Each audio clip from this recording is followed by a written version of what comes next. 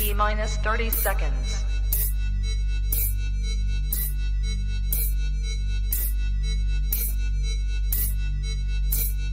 T minus 20 seconds.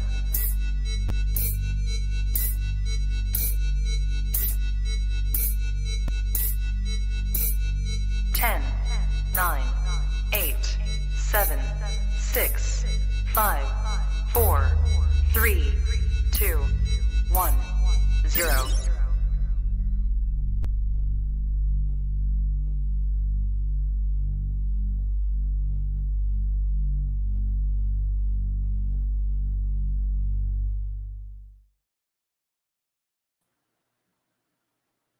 Trap Talk Reptile Network, coolest reptile network in the world. Welcome to episode 467, Trap Talk with MJ. Tonight we got Nussman Reptiles, my homie Will, for that coming back for that round 2.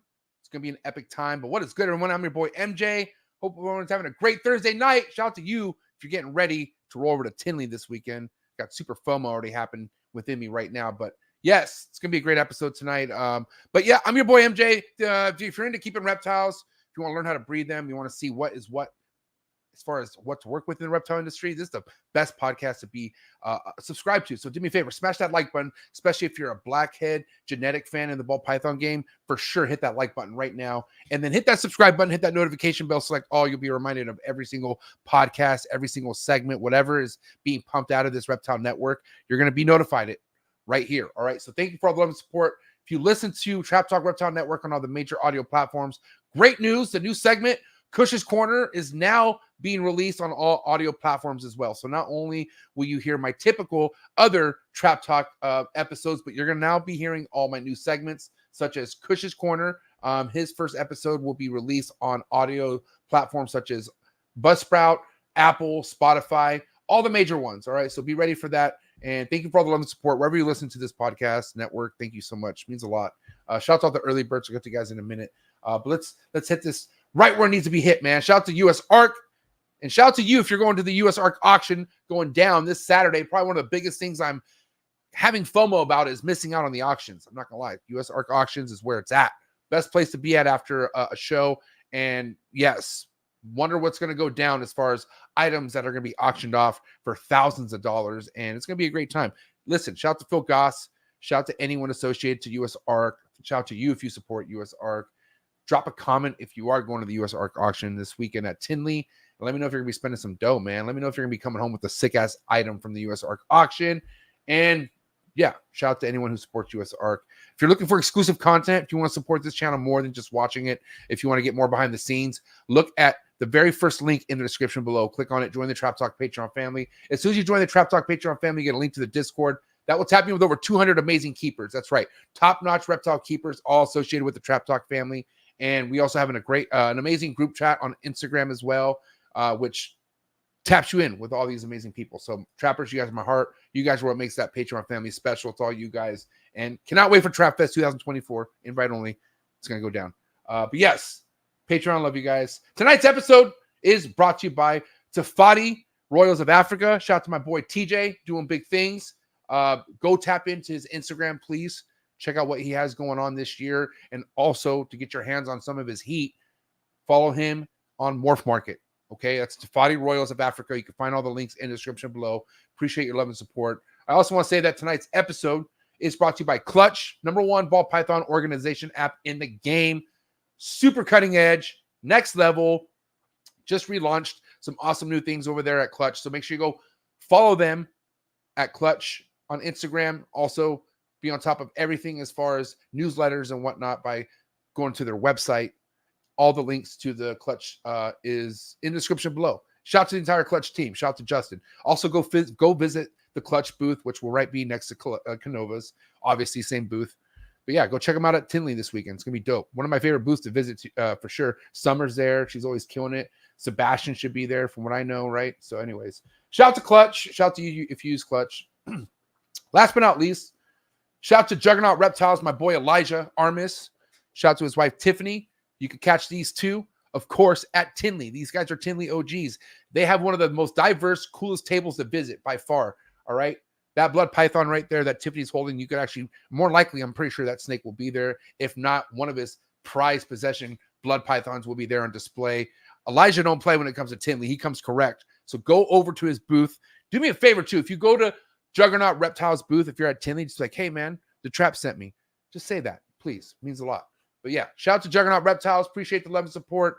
Again, go follow them on Instagram. Go subscribe to their YouTube channel, Juggernaut Reptiles. All the link in the description below. And yeah, man, who's here? Who's ready to rock and roll? First and foremost, I want to say shout out to all the early birds. Shout out to people who are here tonight. I want to see who's here, who's excited. I know we have a lot of people who were digging the very first time I brought Will onto the show. And I will say I'm excited, long overdue for this round 2 episode with Will Nussman. And we have lots to cover. I'll tell you that much. He's actually going to Tinley tomorrow morning.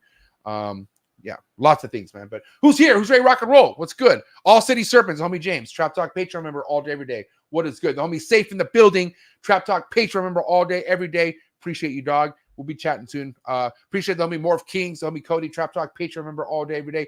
Willie B, Exotics in the building. What is good? Thanks for tapping in, Willie B. The homie Row 5.0 in the building. Trap Talk Patreon member all day, every day. Above Scales in the building. And the homie Shane, Trap Talk Patreon member all day, every day. Morph Bally. Reptiles, the homie man Freddy, Trap Talk Patreon member all day, every day. PJ's Creation, the homie Eric, Trap Talk Patreon member all day, every day. Appreciate you so much. Piyush Patel in the building.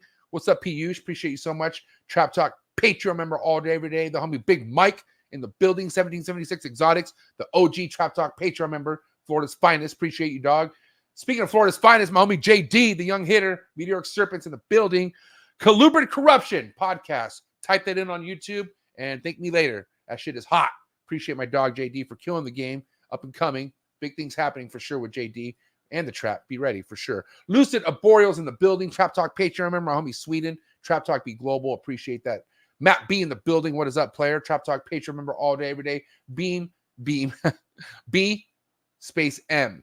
Still don't know who you are, but you are my trap fam. Appreciate you so much. Thanks for tapping in. Speaking of trap fam, my homegirl Aurora in the building. What is up, War Exotics? Trap Talk Patreon. Remember all day, every day. Dwight the Pie Man. What's up, Dwight the Pie Man? Appreciate you tapping in. Cool name. I don't know. I could have sworn I've heard that name before. Well, here you are. Appreciate you. Yeah, tapping in the homie the Pie Man. Derek. What's up, Derek Stack? That's a sick ass name. I'm not gonna lie. That shit's hard. Hyper Space. Speaking of Pied Man, this guy's not a Pied Man. This guy's the opposite. He's anti-Pied Man. This guy right here. What's good, chat? Thanks for tapping in. I appreciate you, man. The homie Sandoval Exotics in the building. What is good, Sandoval Exotics? Appreciate you so much for tapping in. Let's see. JP, what? Oh, you know, it's a good one. J Pizzle is in the building. JP Reptiles of Canada, who, if JP's tapping in, he knows this dude somehow helped JP with something that he has going on right now. Because I will say, I've already gave JP props recently on this show. But, you know, JP's working with some double recessive projects that have super important incomplete dominance in the mix. And you could see what they do for any kind of double or triple recessive project. Tap in my man JP. All right. And you know what? We're going to end things in style with JP because JP's killing it right now. I mean, I don't know. I'm sure there's other hitters in the building right now, but JP's killing it. We're going to end it with JP. And also, guys, don't be shy with the super chats. If you got a question, if you got a certain topic that you feel like relates to tonight's show, or you want to give props to Will or whatever, man, drop the super chat. Don't be shy. Also reminding you, every super chat donated right now, any segment, anything a part of this channel, any super chat donated to US Art. All right. So your super chats have a meaning behind it. Remember that. All right. It ain't just going to my pocket. It's going to US Art. So, all right, guys, let's do this. Round 2. Nussman Reptiles. You ready? Because I'm ready. All right. You guys know what time it is. Do what you got to do to get your mind right. Do what you got to do to stay hydrated, especially if you're in the airport and shit, because the airport, they got some funky food, and you just got to be ready. You never know. But anyways, guys, round 2, Nussman Reptiles, episode 467 coming at you right now. Let's go. Good.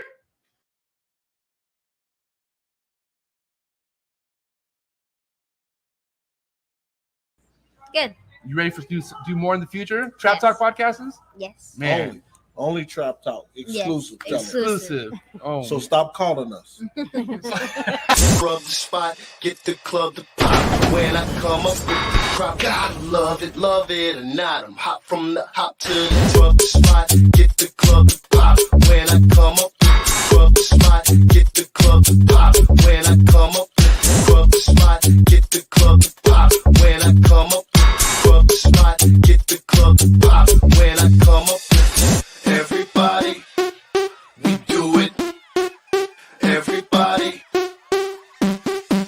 We do it. Do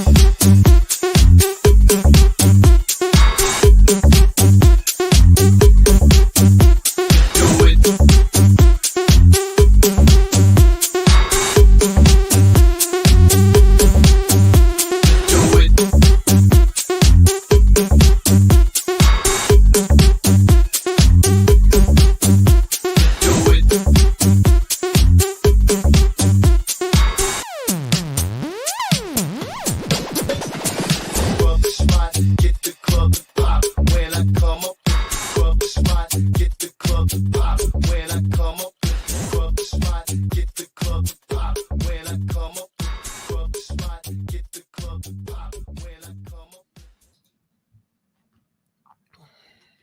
Episode 467. Will Nussman Reptiles. What's up, Will? MJ, how's it going, bro? I can't believe it's been fucking 2 years since you've been here. I know, man. It's been a wild 2 years too. Too long. But you know what? I am glad because, boy, am I excited to talk about the Blackhead gene tonight. Yeah, it's a good gene. Dude, you put me on first and foremost. Like, I knew it was a gene out there, right? And it's cool because, you know, I always like tend to say like, oh, any gene that ended up popping off is because Justin's vlog, or I'll say something kind of smart ass like that. But it really is the case for the most part, right?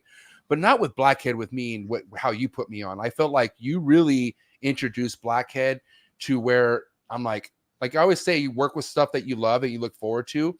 Blackhead is like right around the corner for me to start breeding. And with the stuff that you've been putting out and showing examples of, which I'm a big, super Blackhead fan of everything. I'm just saying, you put me on and I'm really excited. That's one of the incomplete dominants I'm so like 10 toes down on. And I just can't wait. So yeah, I'm stoked to have you here, bro. Yeah, man, me too. Blackhead is, I mean, we can just get right into Blackhead now if you want. Yeah, let's do it. Yeah, I mean, I agree with what you said about Justin. I mean, nowadays it seems like whenever he drops a new video, that's kind of, you know, what's hot for a little while, hit or miss sometimes, but Yeah. with some genes like Blackhead, I mean, I got into Blackhead in like 2015, 2016 or so. And I was lucky because, Ralph Davis, who kind of originated Blackhead, is in Maryland as well. So he's local to me. So I was able to go and pick out some founding stock directly from Ralph. Wow. And Dang. he kind of started my Blackhead Pride project, which is what did it all for me. And then I've just kind of taken it from there. And I think I've got Blackhead in like literally every single recessive gene I work at this point, because I think we're learning that Blackhead is like really robust and it works really well in a lot of different things. Yeah, and, for sure. And initially people were very focused on like Blackhead pies and Blackhead hypos, but it turns out like the Blackhead clown project is insane. Right. And obviously clown is like the most popular recessive gene right now. But you know, we're working on the Blackhead puzzles, Blackhead DGs, like we're putting it in everything. Yeah, we're in the forefront, you know, and there's only like, you know, you choose Pied to be the foundation for Blackhead, right? So like we've seen a lot of crazy super black. I mean, how many different super Blackhead combinations have you made in Pied so far?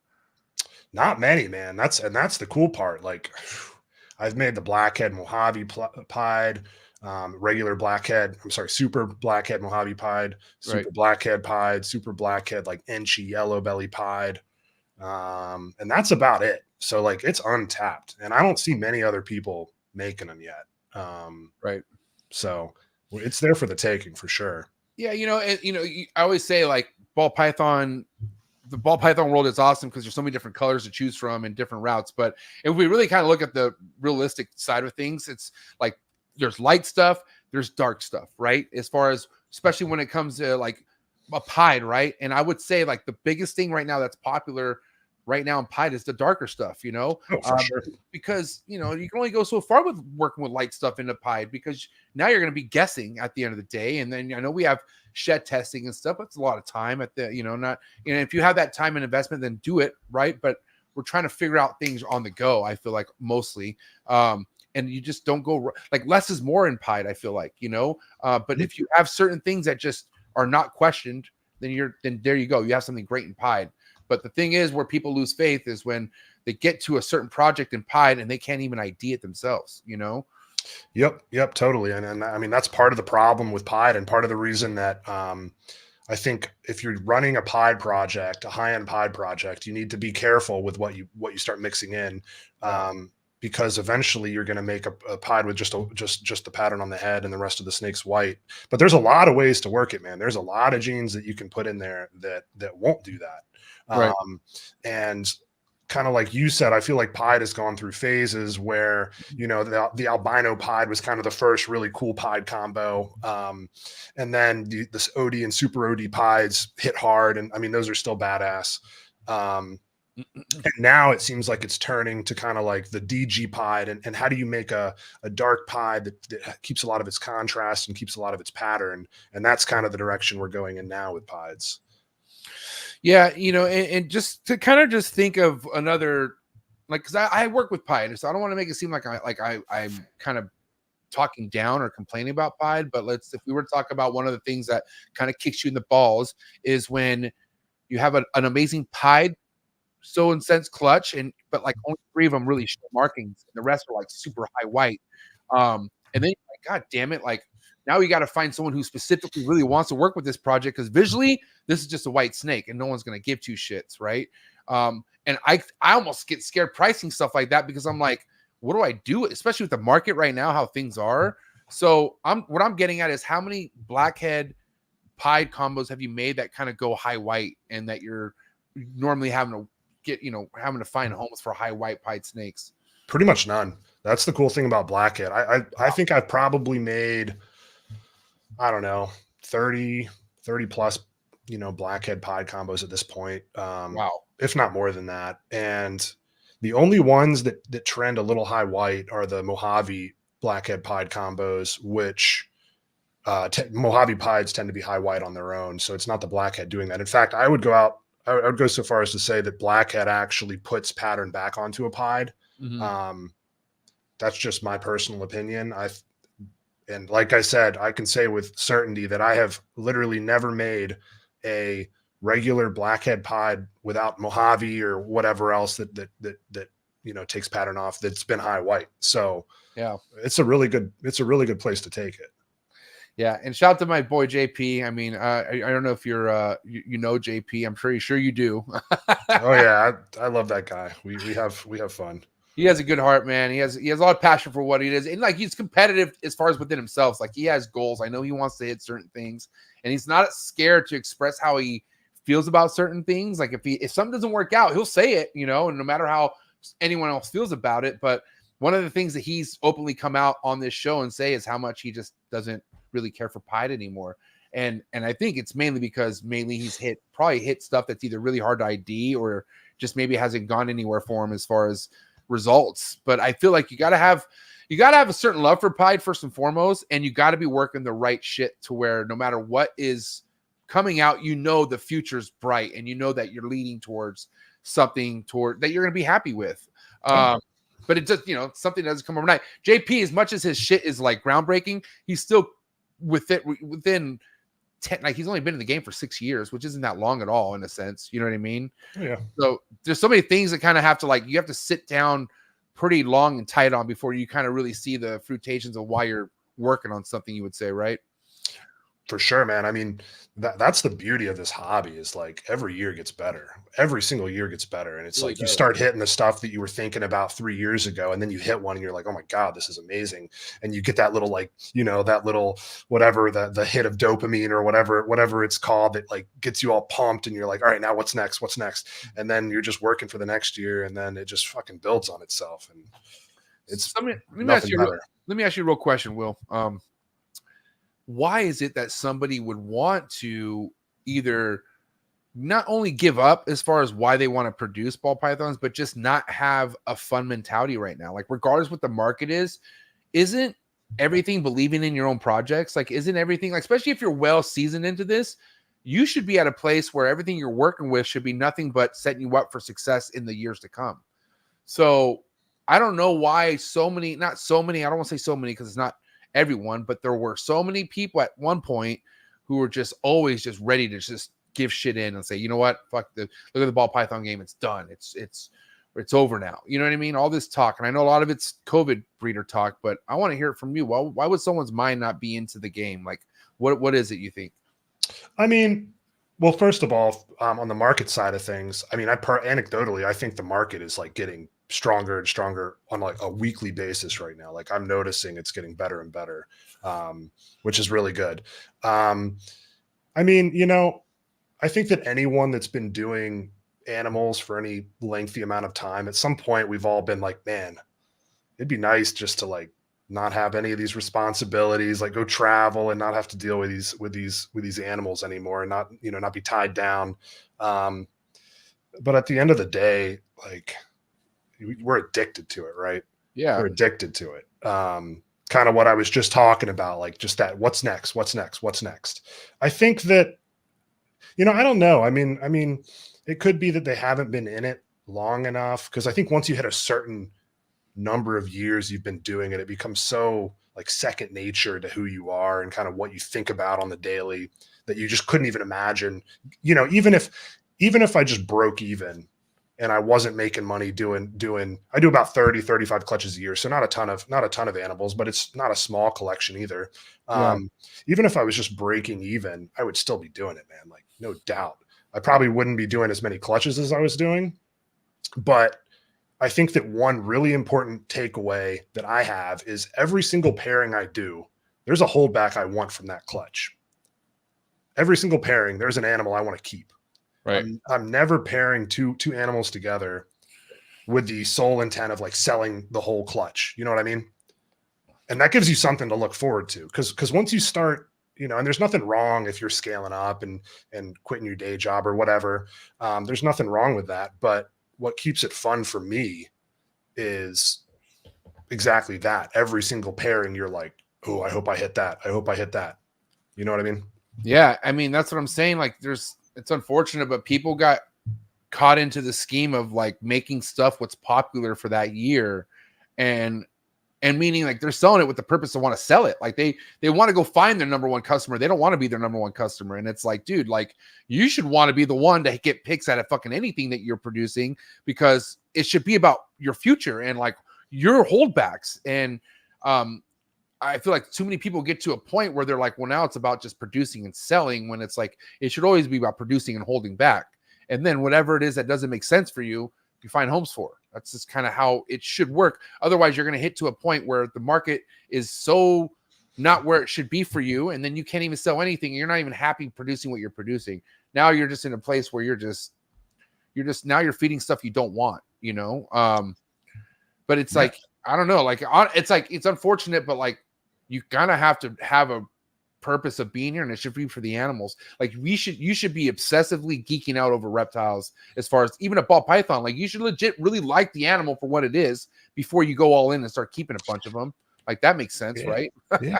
I mean, I think part of the problem is I think some people like go in a little too quick, or like over leverage or whatever, you know, buying ball pythons on credit, whatever the situation is. And then all of a sudden they're in a situation where, you know, they have to sell the best stuff to pay bills. And that's like, you know, the way I set my collection up is I was very meticulous about what I added. I bought everything with, you know, cash. And it puts you in a position where you don't owe anyone anything for your ball pythons.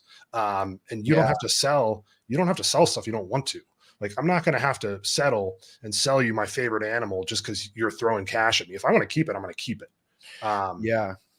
Hey, but here's the thing. And I tell people right now, like the ones who are selling snakes priced where it doesn't seem like it's 2024 prices are the ones who are selling holdbacks, the ones who don't want to sell the snakes they don't want to get rid of. And that's where people in the breeding game are killing it, are the ones who have some sort of a clientele base, who have intel that they know what they're breeding and what they have, and behind whatever curtains, they're fucking, dude, give me the money for that snake. I know how much money some of these fools are spending right now. It's crazy. People are still dropping fucking 20, 30, 40K. It ain't no joke right now. That's why it's like, you know, it all depends. Like, listen, there's levels to everything that we do in this, but if you really look at the brighter side of things, you should be looking at how strong the market is right now in the ball python game, how exciting it is. There's so much shit that's about to be revealed. It's ridiculous. It's fun. I'm having a great time. Every year gets better. And I totally agree. I mean, I'll just throw some numbers out there. I'm not going to put dollars, but I've done about half of what I sold in 2023 is where I'm at so far, like 2.5 months into 2024. Wow. That's how much the market is like picked up. And that's anecdotal, you know, there could be some variability or variance there, but you know, I mean, my repeat customers have been awesome. I think it's a really good time to get into ball pythons right now because prices have came down obviously the last year or so, right? But they've stabilized. Yeah. We're kind of getting to that point, which I mean, it does a couple things. First of all, prices aren't just dropping, right? We're selling our animals for a fairly steady price at this point, in my opinion. And from the buyer's side, it builds a little bit of confidence, right? Like they're not seeing their projects dropping every week.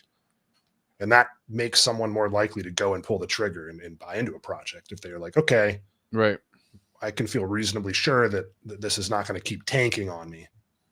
I mean, speaking of dropping, and I'm glad it's one of the biggest things I want to talk to you about because you know, we're talking about how Blackhead is one of your forefront like things on your resume. Like people, you mentioned Blackhead, people bring up your name. You know what I'm saying? But after looking at how much value Blackhead holds, not that it doesn't now, but like, man, I think I got into Blackhead when Blackhead clowns were still over 3K. And I think that year or whatever, just real recent, I think it was out of Tinley's when I found out they were $1,200. And then someone's like, no, they're $900 on Morph Market. And I'm like, what? And I fucking couldn't believe it. And then they was shortly after where now it's just a normal price. But initially, how did you take on that adjustment, especially in the beginning? Like, I don't know if you caught wind at the prices at Tinley. I don't want to say the first person who I heard dropping prices at Tinley, but anyways, I want to just hear from you, like someone who's so vested in a project and one of the fucking leading frontmen of this project. Like, how did you take that adjustment? Honestly, it didn't even impact me at all. I wasn't even thinking about it. I mean, like I said, the way I set myself up, I don't care, man. I do this. This is a hobby for me. And I obviously make it a business as well. But you know, the COVID prices were just a little crazy. And I don't think that it was like people were hitting you up from, you know, exports and like, you know, give me a list, I'll buy it all. Like it was just crazy. I don't think that was necessarily healthy, but you know, my wife and I moved and then had a kid at the end of 2022, our first kid. So all of 2023, dude, I was kind of like sort of checked out from like the market. I was kind of just, you know, doing my thing, taking care of the animals, breeding the animals, and the market did what it did. And I was like, you know, I check prices and I'd be okay. Wait, did you do that on purpose, or did you like just because of life, you had no choice and that's what happened? Like, it was kind of life, but I mean, I've never really been that tapped into like, you know, gossip and drama and prices. You know, I keep track of it obviously because I'm selling babies, but I've never been one to go and like, you know, hate on somebody. I mean, at the end of the day, man, price your animals for whatever you want to price them for. It's not going to bother me. I'm going to produce what I want to produce for myself. And I'm going to have a lot of really cool stuff I put up. And I think it speaks for itself. You know, I think that anyone that's worked with me, I'd like to think that they know that I'm easy and good to work with and I produce quality animals. And that's that. And I kind of just let it run itself. I mean, you get to a point where I swear the ball python stuff, it just runs itself, man. That's what makes it fun. Right. Yeah. But oh my God. I love that you just said that. Like it is a waiting. Like I get it. The first couple of years is kind of like, fuck, you're itching yourself and you just can't wait. But once it gets rolling, if your mindset is always looking ahead, whatever's already cracking off that year, it's like, it literally feels like Christmas because you're already anticipating and waiting for something that's ahead. And whatever you were worried about or thinking about was already like a few years ago and it's happening now. Like it's ridiculous how it sets you up where you have nothing but things to look forward to. Yep. And it's fun. Like, you know, especially if, you know, dude, if you're playing your cards right, you get good quality snakes, get some really banging ass snakes from really reputable breeders, you're going to hit something. You're going to hit something fucking really cool. You know what I'm saying? Yep. And it should be something where the coolest thing you hit, you should keep back. Otherwise, what are you doing? Why are you not hooking yourself up and hooking other people up where you're never going to get anywhere like that? You know what I'm saying? But I don't know. I think a lot of people are realizing that now. And that's why it's always, one thing I am respecting a lot of people are like, they're like, dude, I didn't really breed much this year because they knew Like, why would I want to breed stuff I don't really want to keep? You know, that doesn't make any sense. So a lot of people adjusted because they're not breeding for the people right now. They're breeding for themselves. And I love that, dude. I love that. I think that's so good for ball pythons. I mean, like I just said, every pairing you do, there should be an animal that you want to keep, man. Yeah. If you're doing, 80 clutches and you're, 60 of them are just purely to sell, like, I don't know. If you start burning out because you're doing that, I don't have much sympathy for you. Yeah, honestly, dude, you got to be doing like 100+ clutches to even burn out on ball pythons. Other than that, how the fuck do you get burnt out? Like, it's the only way you burn out is if you're all stressed out over a timeline that you put on yourself, or if there's money. Like, you, dude, get coming into this shit on credit. That's ridiculous. Like, I get some people have to do it, and God bless you, but me, I'm so glad. First and foremost, if I could have, I would have, and I would have destroyed myself. You hear stories. You hear stories, man. People I'm talking shit, but also I would, like, back if I could get the things that I really wanted, I would have gotten credit and I would have fucked myself. But thankfully, I didn't build everything like this. I don't owe nothing to nobody, thankfully. But that does not help. Okay, when you are in debt and you don't unless you have a really solid ass job to pay you in the meantime, you ain't making a fucking dime. Like, let's be real, Will. If somebody you really cared about got into ball pythons, and let's just say they were a good customer of yours, and you guys were sitting down and he asks you, hey, Will, when do you think I'll get some money back? Or when do you think I'll start seeing like some sort of a breaking even point? What would you tell that person respectfully? I mean, it's 2 to 3 years, right? I mean, you're not going to, if you play your cards right and you buy the right stuff, and it's not that I promise you guys, it's not that difficult to buy the right stuff. Just sit down and especially nowadays. You can put together a nice project for not too much money, but you can't at that point, like you're cleaning and feeding your snakes each week and pairing eventually. And there's nothing you can do about it, right? It's going to happen when it happens. Some females may not go until they're 4 or 5 years old, and that's just how it goes. So, I would tell them be patient, but there's money to be made and really badass stuff to make, but you just got to be patient with it. Yep. And I will say, like, man, I'm so thankful I had other species to kind of have my mind on because I was busy, and I just know at some point, if you come into this and you're starting from the ground up, you will get to a point where you're kind of just, especially your boutique style, like you only want to have like 10 clutches or something, like, and you see all these other guys that you follow are pumping out clutches. It gets in your head for a little bit, and then you're like, but you gotta you just gotta trust the process and really just trust that your shit is gonna be fucking better, or like, just excite yourself for what you're working with. But it comes down to being excited what you're working with. Like you got to find out what that is too. Like a lot of people just jump in and they're like, I don't even know if I really want this, and then you got to pivot, but. Jealousy can be a destructive bitch because you get FOMO and then you start spending money where you shouldn't be spending money and chasing. I mean, you end up chasing, right? You end up just chasing things, which, I mean, it works and it can be fun. Like if you see something someone made and you're like, that's what I want to make, then go for it. Like all good. But if you're just chasing a paycheck, or chasing the fad, and you find that you're constantly, switching projects. I mean, the thing about ball pythons is now that it's all recessive, it's basically a big recessive game at this point, and mixing in codoms into double and triple recessives, and then really digging in and like trying to make the best ones you can. There's not quite as much pivoting as back in the day when it was all codoms, right? And you could just do whatever you wanted. So just be methodical with the way you build your collection, and then that's how you get to the point where it just runs itself. Going back to Blackhead real quick. I know Pied was obviously one of the things we spoke about as far as it doing some major work for you, but where's it headed now? Like where's future Blackhead and Super Blackhead headed within the other recessive projects that you have going on?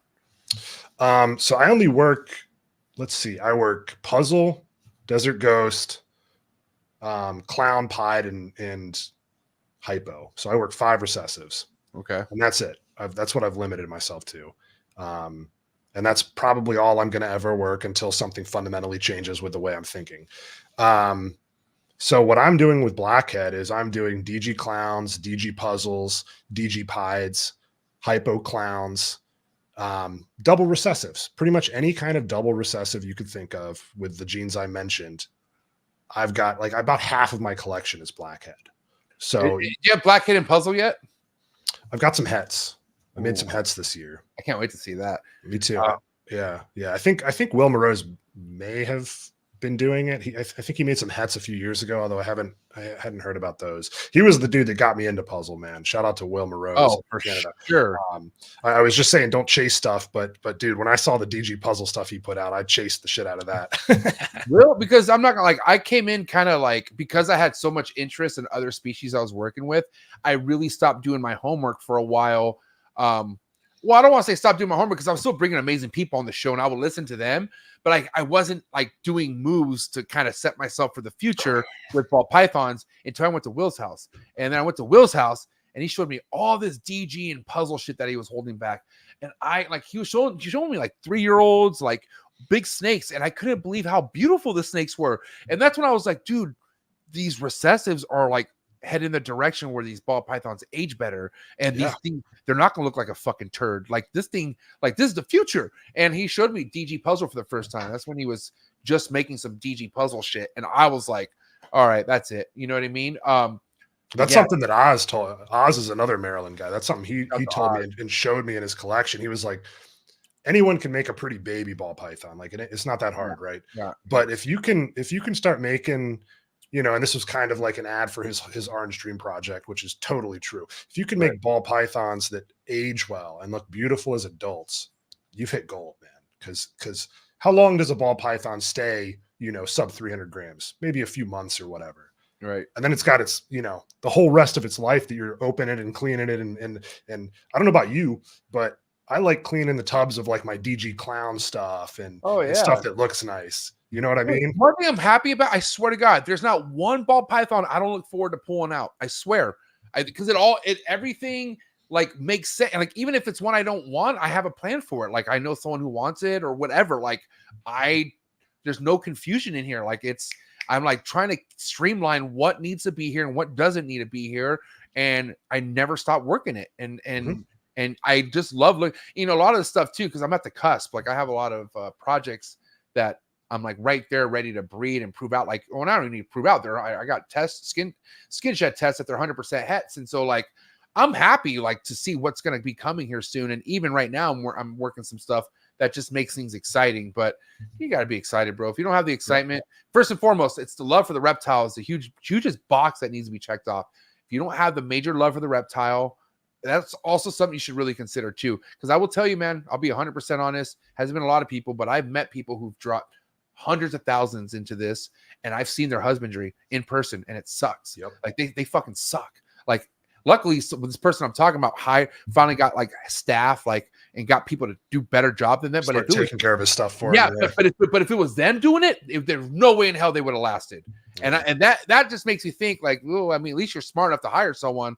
But man, you should really do this for the love of the animal because you really want to keep this shit. And I can't stress that enough because dude, my fire for the animals never went down, and I think that's very important. And it's not that hard. It takes a little discipline and a little focus, but it's not that hard. And if you're into the animals, which I mean, I think most of us, anyone that's watching this show probably is into the animals by default.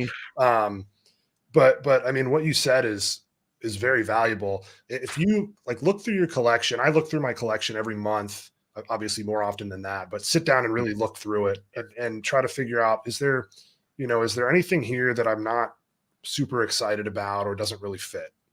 Yeah. And if there is, I'll sell it. And it's not that the animal's bad or anything like that. It just doesn't fit my direction. Right. No. And that's kind of one of the ways I said I do like 30 to 35 clutches a year, roughly, plus or minus a few, which I think, by the way, is like a really sweet spot if you're trying to do ball pythons. As I have a day job. It's just me that my wife helps sometimes, but it's just me pretty much. That gives you enough clutches a year to really have a few shots at each project, and you can feel like you're making progress, right? Yeah. It's not so many animals that you're getting like overwhelmed or, I've got like a little room. It's about a 350 square foot room, and that's all I need. And it's plenty of room, and it's just my little thing. So, yeah, I mean, that's what I'm saying. It doesn't need to be that's why, you got a life. And I know a lot of people have lives other than snakes, right? God bless them. But ball pythons could be just something like low overhead and just sweet and fun if you make it right, you know. But that comes with time, like you said, you know. Like you've been doing your homework on this shit for a while, Will. Like this like you're not a COVID breeder for sure. And I know, before I forget, I wanted to ask you, when you were able to go over to Ralph Davis's house and kind of like handpick some Blackhead stuff, what year was that? Like how long ago was that? Oh, that was like 2015 or 2016. So that was kind of before Instagram blew up the way he didn't do. Yeah, he like had nothing. It was like cell phone, you know, crappy cell phone pictures and stuff like that. What's crazy is that he had YouTube though, like, right? Like he was like the pioneer of ball python YouTube, man. You remember back in the day, like the, you know, mid 2000s, he would put up those videos. He just stopped giving a fuck about it. He just stopped. He just right, because that's all it was. And then Barczyk basically took the torch and took it to a whole another level. But I always have big Ralph Davis fans chime in and say Ralph Davis is really the king of YouTube. He started it, and you know, Barczyk, you know, God bless him, when he was here, he even said, dude, Ralph Davis fucking set the. Yeah, I mean, I think there's no doubt he inspired anyone that's doing it now. Has probably watched Ralph Davis. He probably, I mean, I'm sure he inspired. I know Justin has talked about it multiple times about how he kind of, you know, grew up in the game watching Ralph's videos and whatnot. But it's crazy how like Ralph didn't get into the IG thing, or like he just like we who would have known, like let's think about this. It's this guy Ralph Davis, man. And shout out to you, Ralph. I know anytime I hit him up now, just to talk about fishing, nothing else. But that's what he does, tournaments and stuff like that nowadays. But imagine he would have just said, fuck it, and let's continue this, and let me just do any social media platform I need to do. I wonder where things would be right now. I mean, it'd be a kind of more even playing field, I think. Yeah, who knows? I mean, he still has some good stuff. I haven't talked to him in years, but so at this point, I'm not really one to talk about it. But you know, at the time, he still had some badass stuff. He just didn't post anything. Yeah. You know? So, but I think of him, and then also people like Ben Rennick, right? Rest in peace, Ben Rennick. But like, you know, just people who are like on the forefront of these, you know, these morphs before they even got to anyone else's hands. But you know, one of the hardest things though, you know, because there's so many pieces that come to this nowadays, right? You just can't come into this, Will, dump a bunch of money with a breeder and just be low key and just say, well, I'm going to produce these triple recessives in 3 years and go fucking sell out at a show. It ain't going to work like that. Like, you got to make moves. You got to start talking to people. You got to introduce yourself to people. Like, that's the hardest part in a sense, because you have to be a people person. And sometimes reptiles and people don't mix. I mean, I'm sorry. Reptile people and people don't mix. You see some interesting folk at reptile shows. I'll say that much. You know what I'm saying? Dude, damn, do you do? But I will say that's one of the reasons why I do miss. Like, shout out to NARBC, shout out to you if you're going to Tinley this weekend. But man, I meet so many people I would have never met if it wasn't for a reptile show, you know? Yeah. And I got to tell you, you know, being in a place that's like not in the West Coast, like a Midwest show or down in Texas or something, man, you just meet the coolest people. And I will say I'll be there in October for sure, but I love the people that you are able to come across in the reptile game, you know? Yeah. Some of my best friends, you know, just badass people. Yeah. A lot of really interesting people. I was watching your show earlier in the week with Mark Mandic, and dude, like, what a cool, like, just the stories that guy's got to tell, man. I met him down in Mexico a few years ago for the first time. And like, remember that? Oh my God. Just him and Jane, just the nicest people ever. And they'll just tell you stories and then listen to your stories. Just good people. I would have hung out with them the whole time. For sure. But actually there's a whole crew of people that are amazing. You know, I know Ozzy Will was there, Khalil was there. There's a bunch of amazing people down there. I do remember I was right before I got married, I think, but I remember seeing that trip. Like, dude, look at all the people there. Like, that's a crew right there. You know what I'm saying? Bunch of amazing ball. That was a fun trip. That was a fun trip. It's a shame. It's a shame. I think that was like right before COVID hit, and then that put, like, you know, the stink on anything that year. And then, you know, ever since then, like I said, I've been kind of a little bit of a hermit, getting my life figured out. Not that anything's bad. It's all been good stuff, but it's like, you know, you're a new dad, right? Like, shit gets, you know, figuring things out and kind of learning as you go. I never like, I always knew, like, okay, I love what I do because I do it. Pre baby, right? I do it whenever I want. Like, I'm like, obviously I'm scheduled with the podcast, but like, you know, I do water changes every day if I need to. Like, it was nonchalant, right? And then the baby came. And then I'm like, whoa, like all this like free, like I'll do this when I want. It's out the fucking window. man. Like, and I started stressing. I shout out to Mark Bailey. Mark Bailey is one of my closest friends in this reptile game. And I called Mark like, dude, I'm not getting shit done. Like I'm dropping the ball here.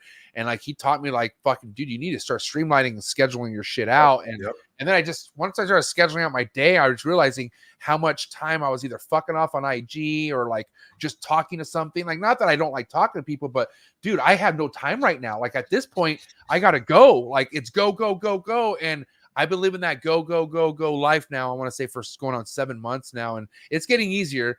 But dude, it's like fuck, bro. Like it's no letting go. It don't stop. No, it doesn't. You gotta stay focused and you gotta stay organized for sure. But it does get easier. So my son's about 1.5 years old now, and it gets easier. So it's a little.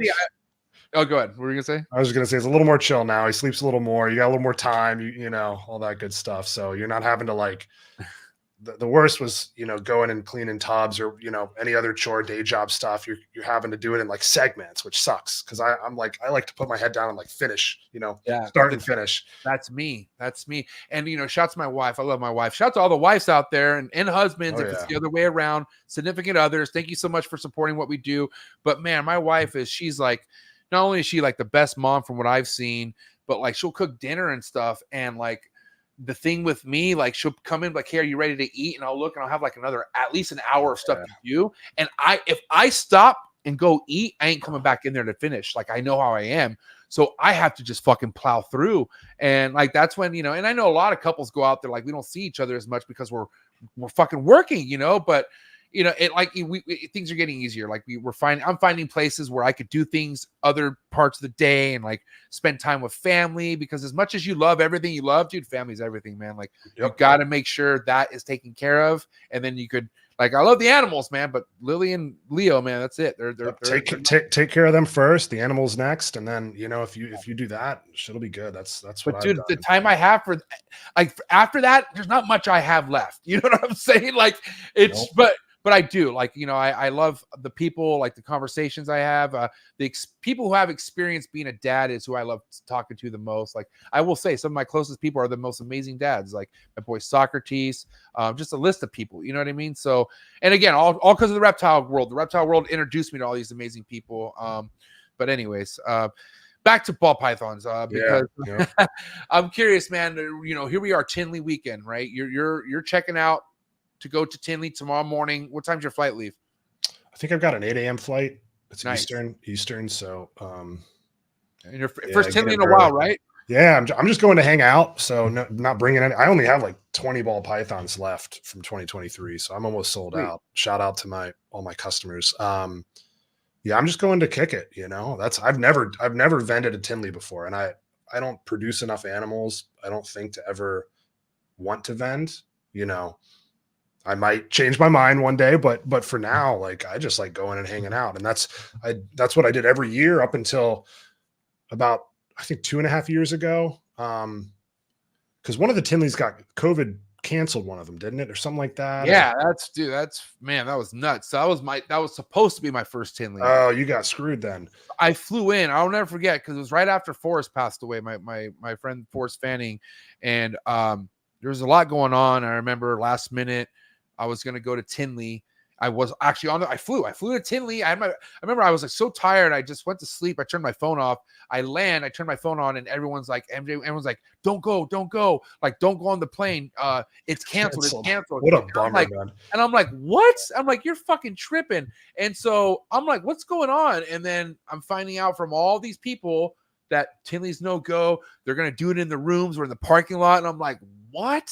And I was so upset because I'm kind of like, this is my first time leaving the nest, and I'm just like, just going to go to some reptile gathering. And my wife's like wondering, like, she wasn't even my wife at the time. She's like, what are you going to go do? And I'm like, oh, I got this covered. And like, luckily I will say Miguel Garcia saved the trip. Like he ended up flying me to Detroit to meet Barczyk for the first time. And I met I met a bunch of people that Matt Byram. I just met so many amazing people that trip. So it turned out to be one of the best trips I ever experienced in the reptile game. Yeah, I remember seeing a lot of like unique videos coming out of that weekend. Because like you said, it got canceled, so everyone was trying to friggin' pivot and figure out what the hell they were gonna do. But I think I went to that was the March Tinley, right? That was March. Yeah, I think I went to the October before that, and then that's the last Tinley I've been to. So that's been like 3 years or something like that now. So I'm excited. I'm pumped. I'm pumped to get back and say hi to some friends that I haven't seen in years and meet some. There's a lot of new people in the game now. Meet some new people. Just check it out, man. See how it's changed in the last 3 years. Because I haven't been since the whole COVID surge and all these new people got in and all the projects are so much better now. Right. In just 3 years, projects are like crazy. Yeah. I mean, it's, and that's the thing, right? There are so many next level things as far as projects for working ball pythons. But one of the things I'm really interested to see your feedback on, and I kind of want to see what your prediction is like, how are things going to be priced at the show this weekend? Are we talking like sub morph market pricing here? Like, what do you think you're going to see when it comes to like looking at either DG clowns or like any double recessive shit that should have a comma in it? Like, what do you think you're going to see this weekend, Will? I feel like stuff always gets priced pretty reasonably up front. And then as you get to Sunday, shit starts getting cut. You know what I'm saying? And frankly, at that point, this kind of goes back to like, I don't really care. Sell your animals for whatever you want to sell. Right. Doesn't impact me at all. Right. But I mean, I assume that stuff is going to be cut pretty steep on Sunday, but who knows? Like I said, I've been selling animals just fine. I only have 20 something ball pythons left. So it hasn't been a problem for me, but if you're doing a bunch of volume, do whatever you need to do to pay your bills. Cause that's none of my business. I could tell you right now, and only from experience at a Reptile Super Show, shout out to Rami, shout out to Reptile Super Show, but man, super competitive pricing wise at a show. It's cutthroat as fuck. It's super like if you have that, like, I'm going to price my shit 2020 prices. Like, I don't care. Well, guess what? You ain't going to sell fucking shit. You ain't selling a dime. And you have to be able to wheel and deal. And you would expect it. It's at a show, right? But it's sales, man. It's sales. It's sales. But don't be a stiff ass if you plan on wanting to sell at a show. Because it ain't gonna work right now. Right now, people want that deal, and if you ain't trying to give them a deal, the person right next to you is gonna give them a deal. So I'm just a little heads up, a little sales tip for anyone out there who's at least looking. Because dude, let's be honest, Will. People have some overhead they need to cover. Yep. They need to make some money. Like it comes down to like fuck. Another piece of stress that sucks, right? Like imagine vending needing to make money. Oof. Like you better have a strong mentality. Because if you go into anything with that attitude, like I need to sell, and you show that, oh man, you get a little that desperate look. All of a sudden, you're selling stuff for 25 cents on the dollar and just giving it away. Yeah, I mean, bro, it hurt. Like I'm just like you gotta have fun first and foremost because vending's a whole beast. Like you gotta just have some sort of sense of like, let me just go and have a good time and meet, shake hands and kiss babies and market. Like if you have a bigger outlook at vending other than sales, you're gonna have a great time. Oh man, networking is shit. Like I said, I don't bring anything there. I just go and meet people. And I've done plenty of sales from Tinley and I don't even bring animals because you go and meet people. Dude, 100%. Yeah. So I would recommend anyone that's thinking about it, dude, just go and have fun. I mean, it's a blast. And talking about, paying bills and frankly, the way I built my collection, I track everything. My operating margins are like 70 to 80% profit. That's just like rodents and bedding and electric and supplies and stuff. Right. If you need to get lean, you can do it. If you build your collection right, and produce good shit, you can make a lot of money in 2024 prices on ball pythons. I promise you that. Yeah. So, yep. There's just so many like pieces that come into play though. That's why I'm like, and it's not easy. Like as much as it's easy to breed a ball python. Well, yeah, it is, but to stay relevant and breed ball pythons, that's the ticket. Like, but also how do you do that? Especially how do you do that if you came in 2020, right? And you haven't been someone who's built relationships with some of the biggest people in the game for years and have some sort of like legit, like certificate of authenticity in a sense. Like people know who the legit ones are at this point, especially ones who are spending money because, you know, word is mouth and everything, you know, but I'm just saying, like, if you're looking to evolve in this coming in within the last 5 years, dude, you got to realize how many tools out there that are there for you to help you get to a point where you're, I don't want to say chilling, but you're having a good time. And it's all about having fun. Like, you just got to have fun doing this. And I will say though, like, that's, man, because people are like, not only people are itching to get into Tinley, but I'm talking people who are itching to get into Tinley who aren't maybe ready for Tinley. Like, because Tinley is like, you got to come ready. You know what I'm saying? It gets intense. Yeah. And Tinley is like, once you get your foot in there, you never want to leave. Like, that should be a, like, because I mean, let's be real. Like, that's one of the hardest shows to kind of get your foot in right now. And there's people who would love to go to a Tinley, but they just, their wait list is just not on their favor, you know? But I will tell you the right now, last thing you want to do is bend over backwards to get a table and then not do well. And then you're all bummed out and all that stuff. So, yeah. I mean, that's what it comes down to. But I don't know. I think it's all about the environment. I think it's going to be a fun time this weekend. I am a little jealous because, like, the people you're going to go see and meet and the bars, everything, hanging out afterwards, and the US ARC auction. It's going to be a great time. You have dinner plans? I got to ask, you have any dinner plans? Not yet. I think I've got dinner plans tomorrow, but I'm just going to go and see what happens. So I haven't really told it. Haven't really told anyone I'm going yet. Right. Well, now they know. Yeah. I kind of decided sort of last minute because I was just, debating if I was going to leave for the weekend and leave my kid and wife and all that stuff, because we're still kind of holed up here. So, but doing it, gonna go say what up. That's what's up, bro. I mean, because, at the end of the day, man, you just gotta go out there and mingle. So important, and I know there's going to be not only one or two things that you remember leaving Tinley weekend as far as connections, but at least a handful of connections that you're going to be meeting or making that you didn't have prior to going. It just makes so much sense. Like, especially if you have stuff that's relevant, especially if you are working amazing projects. Man. Yeah, man, build that network and treat your customers or prospective customers well, and be like, have some empathy for them and help them out, and it'll pay dividends big time. Like, repeat customers are king, repeat customers are absolute king.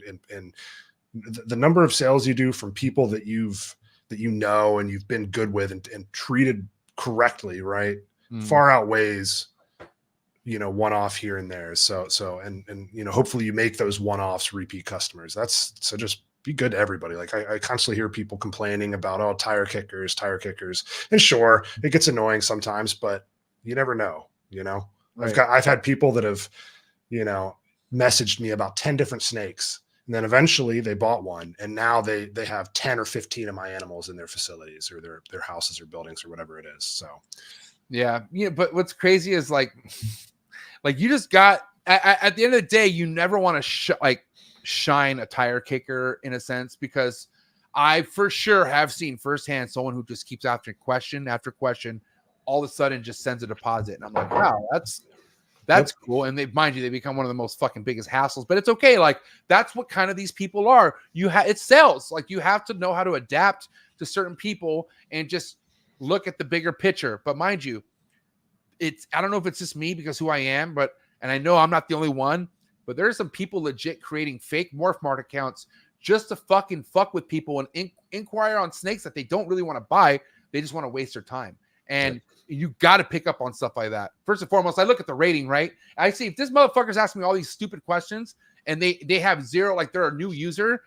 First and foremost, if you're a new user on Morph Market, you better be coming correct, because I'm not going to waste time with that shit. Yeah, when you see those brand new accounts, it raises a little flag. But I've had brand new accounts spend real money with me, so it's not like I'm shooting them down. But if, like you said, if they're in and out real quick, you're like, okay, if they hit me up again and they do the same thing a couple times, then I'm going to get a little wary about this little deal. Last one I'm going to just kind of bitch about, and I'm sorry, but the one I was trying to be very catered to asked for pictures of the pairing, which I gladly showed pictures of the pairing, and then they wanted pictures of what the color of the snake of the parents looked like before I paired them. And I was like, why does that even matter? Like, why? Like, why? But I didn't even say. I just said buy. After that, I was like, I'm out of here. I can't. Yeah. That has no relevance of why you're inquiring about this snake. Yeah, I can't even figure out why someone would want to know that in the first place. But I mean, you know, shit happens. It is what it is. What are you gonna do? There, you know, streamline though. Sometimes it's just not worth the hassle. I know you're saying you're ducking drama from last year, and God bless you. I mean, you didn't miss out on shit. But I will say, what do you know, and what do you think as far as morph market? You know, what's your current thoughts on the whole morph market platform and what it does for you, and even the CEO and whatnot? It's been fine. I mean, you know, change sucks sometimes. But it's just, you know, little things. Like I don't really have any qualms with the platform. It's just, you know, you go to list an animal and the fields are in different places one day to the next. And that's a little bit annoying, but it's worked fine for me. I've tried out the auctions a little bit and I don't really know if I like them or not yet. I've been running some auctions and they've been working. I mean, it's, you know, I haven't put anything high value up or like a high end animal, like, you know, $1,000 plus. I haven't listed anything 1K plus on there. But stuff sells. It sells for cheaper than retail is what I found. So I don't know if I like it or not yet. I mean, I think it's a way to move a couple extra animals, but I don't know if I trust putting some. If I had a big name, if like Canova or whoever, and I really could like blast that auction out to my whole network and really like stir up some buzz on it, then I think you could probably auction off like a really high value animal. But for the everyday user, I think it's good to move some animals. And I think that's the auctions is really the biggest takeaway I've had from the whole morph market transfer. I know there's been like plenty of other things, but from just like a user like me who doesn't really pay attention to all the drama and social media buzz, that's the main thing that I've seen. And I mean, I just gave you my opinion on it. It's fine, but the jury's still out in my opinion on it, whether I like it or not. The auctions are perfect for snakes you have very low expectations on selling. Like if you just are like, you know, fuck, I'll take 300 for this snake, and it's like a really like snake that should be priced like in 1,200, 1,300 or something, like those snakes are gone. Like they do really great on that aspect. Because I'm talking like high white pieds and shit that are just really cool looking morphs, or they have really good morphs in them but can't see them. Like, you know, stuff like that. I feel like stuff that you just are very just not, you know, not that you want to give it away, but you're just like, I need to find it at home. Then there you go. The auctions are there for you. I mean, you know, I've put up some nice stuff on there, but just nothing. I've got some puzzle het DGs and, you know, female puzzle het DGs and DG het puzzle stuff that I'm not going to give that stuff away. And I'm just worried that if I put it up on auction, it's going to go for way less. I mean, you can set a reserve, but I don't know about you. I hate reserves on auctions. It just like, I don't know. Well, I mean, I remember I'd done auctions twice and both were successful because I put the reserve low as shit. Like I said, I was like, I'll be happy with this. Like I kind of looked at it as like show pricing. I was like, I'm at a reptile show. And it went over. I was like, hey, that's cool. Like, so like I said, if you have something where you're just like, your hands are in the air and you're like, I just hope it goes to somebody safe, then go ahead and have a good time. But yeah. I don't know. Like, I'm like if I had anything high end, because I don't really, I mean, I have hatchings that have 100% double and triple hets. Yeah, I'm keeping all that, right? But I don't have anything high end to sell at all. And if I did, for sure, I'm not putting in the auction. I wouldn't. Yeah. I mean, at the end of the day, I think my ultimate opinion of like auctions as in general, without specifically looking at this one, is I mean, you can price it. There's a buyer for every animal. Right. There is. I mean, period. Whatever price you have it listed at, there's a buyer. Right. That buyer just might not know they're a buyer for 6 months or whatever. Right. If you list it for auction, you're forcing the issue, and there might not even be a buyer for that snake. I mean, there will be, but not at a price that is anywhere where you want it to be. You know what I mean? So it just depends. If you need to move some animals, you know, if you're starting to hatch and you need to move some animals, I think the auctions will be good for that. But you know, go ahead. No, I was gonna say, so like other than morph market, where do you feel comfortable like relying on sales? Like where do you think that sales are going to come through for you if we're not talking about morph market? I'm pretty much just on morph market now. I don't do any shows. I mean, it's morph market and like my network, right? People that I know, people that'll hit me up and ask if I've got something for this project or that project, which just goes to show you how important that whole aspect of it is, which we've already kind of beat to death. But I mean, I probably do like 50-50 between morph market and just people hitting me up and saying, hey, you know, what do you have coming for this? Or do you have something like this? And, you know, sometimes I'll have something unlisted and I'll sell it to them. Right. I mean, that's just a benefit of networking, right? For them and for me. Yeah, you're definitely going to get some inquiries after this. Just saying, coolest reptile podcast in the world, bro. And Blackhead's popping, so holler at me. We're going to be on your We're bumper. open for business, baby. But when do you feel, though, Will, like, you know, because we're talking about someone who, you know, because, dude, people, depending on how much or how deep your pockets are coming into this, you could be making some heavy shit pretty quick. Like, if, you know, if it all stars align and, you know, no accidents and you do great, then shit, couple years, 3 years, you could be making some popping shit. But when do you feel like someone should consider or even look into getting their name out there, or even creating a logo or just like some sort of marketing? Like, when do you think the marketing aspect becomes very important as far as getting known for working with high-end stuff? I mean, dude, do it right away. Like, go buy badass shit and just post it. And then, you know, shout out whoever you got it from and just post it. Post it under your business name. And then people will see that and be like, okay, this guy's real. This guy's legit. He's buying these projects. He's, you know, buying stuff from renowned breeders and cool projects. Let's roll. And then when you start producing stuff, they're already following you on Instagram. So they're going to start seeing it. I mean, I don't see why anyone would wait. You don't need to, I know I wasn't producing anything before I had an Instagram and a Facebook, and I was like talking to people because there's no like governing body that says, wait a minute, you know, you haven't made anything yet. You can't do that. Just go do it. Right. That's the thing. Like, in this world, you give yourself the position. Like, no one hires you to do anything. Like, you're your own boss and everything, and any move you want to make into this. So that's why it's really like, you know, shout out to Levance, but Levance was like one of the first guys I had on the show who told me how like there's like an elevator and some people get off before others and the elevator just keeps going up. And that's kind of what it comes down to. Like, you could come into this however deep you want to come into it, right? But like, there's just so many other things that come to it. You know, it's just, it goes deeper than like, yeah, money is important, right? But man, the hustle, the mentality, the like wanting to network and get yourself out there, it's so important, man. I just can't stress it more than enough, because a lot of people are coming to me asking me like, you know, what do I need to do? And I'm like, well, fuck, what are you doing? Like, I mean, you got to ask yourself, look in the mirror, what are you doing to get yourself out there more? And that's what it comes down to. I mean, this hobby's badass, right? Like, I've never seen a hobby like this where you can set it up however you want. You can do anything you want. You don't have to make money on it if you don't want to. Do 3 or 4 clutches a year of like what you want to work, whatever you want to do. And you know, the freedom that comes with this. I mean, for me, I have a day job. This is a hobby for me but I have a cash flow that gets generated from it. And it lets me do stuff that I wouldn't normally be able to do with my life. Yeah. And I have the ultimate control over it, right? Whatever I can put, however much effort I want, as long as the bare minimum is you're taking like exceptional care of the animals. That's all that matters. After that, whatever you want to do is what you can do. Yeah. And that's what I'm saying, man. Like, the work is shown in your animals for sure, you know, because I mean, there's not a lot, but there are more than a handful of people for I know who've made it to the point from coming in at COVID, selling snakes, but they're snakes. There's something wrong with them. Like, they're missing something, and it's not to blame or to say anything that maybe, I don't know, maybe, but I'm just saying that there's certain things that not everyone have when it comes to breeding shit.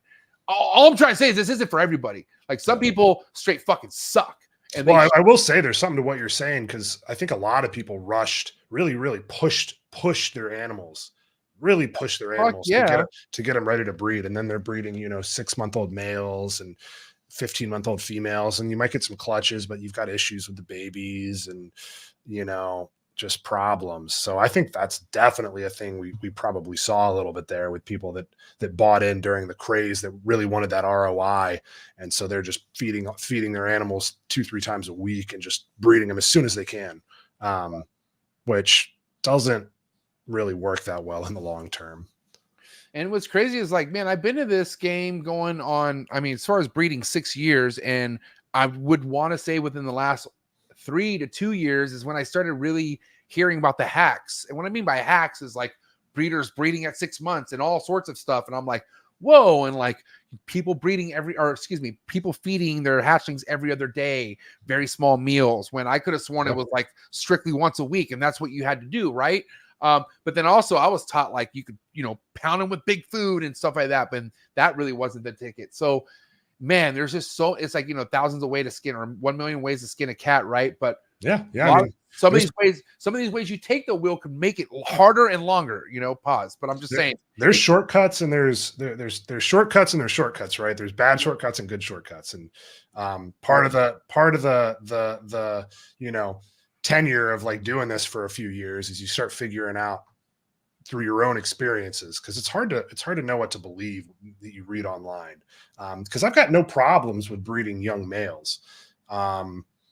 I don't think it's very successful, and I wouldn't necessarily recommend it. I have zero luck breeding young males. Yeah. I don't even like trying because I get let down so much. I'm just like, I'd rather just wait.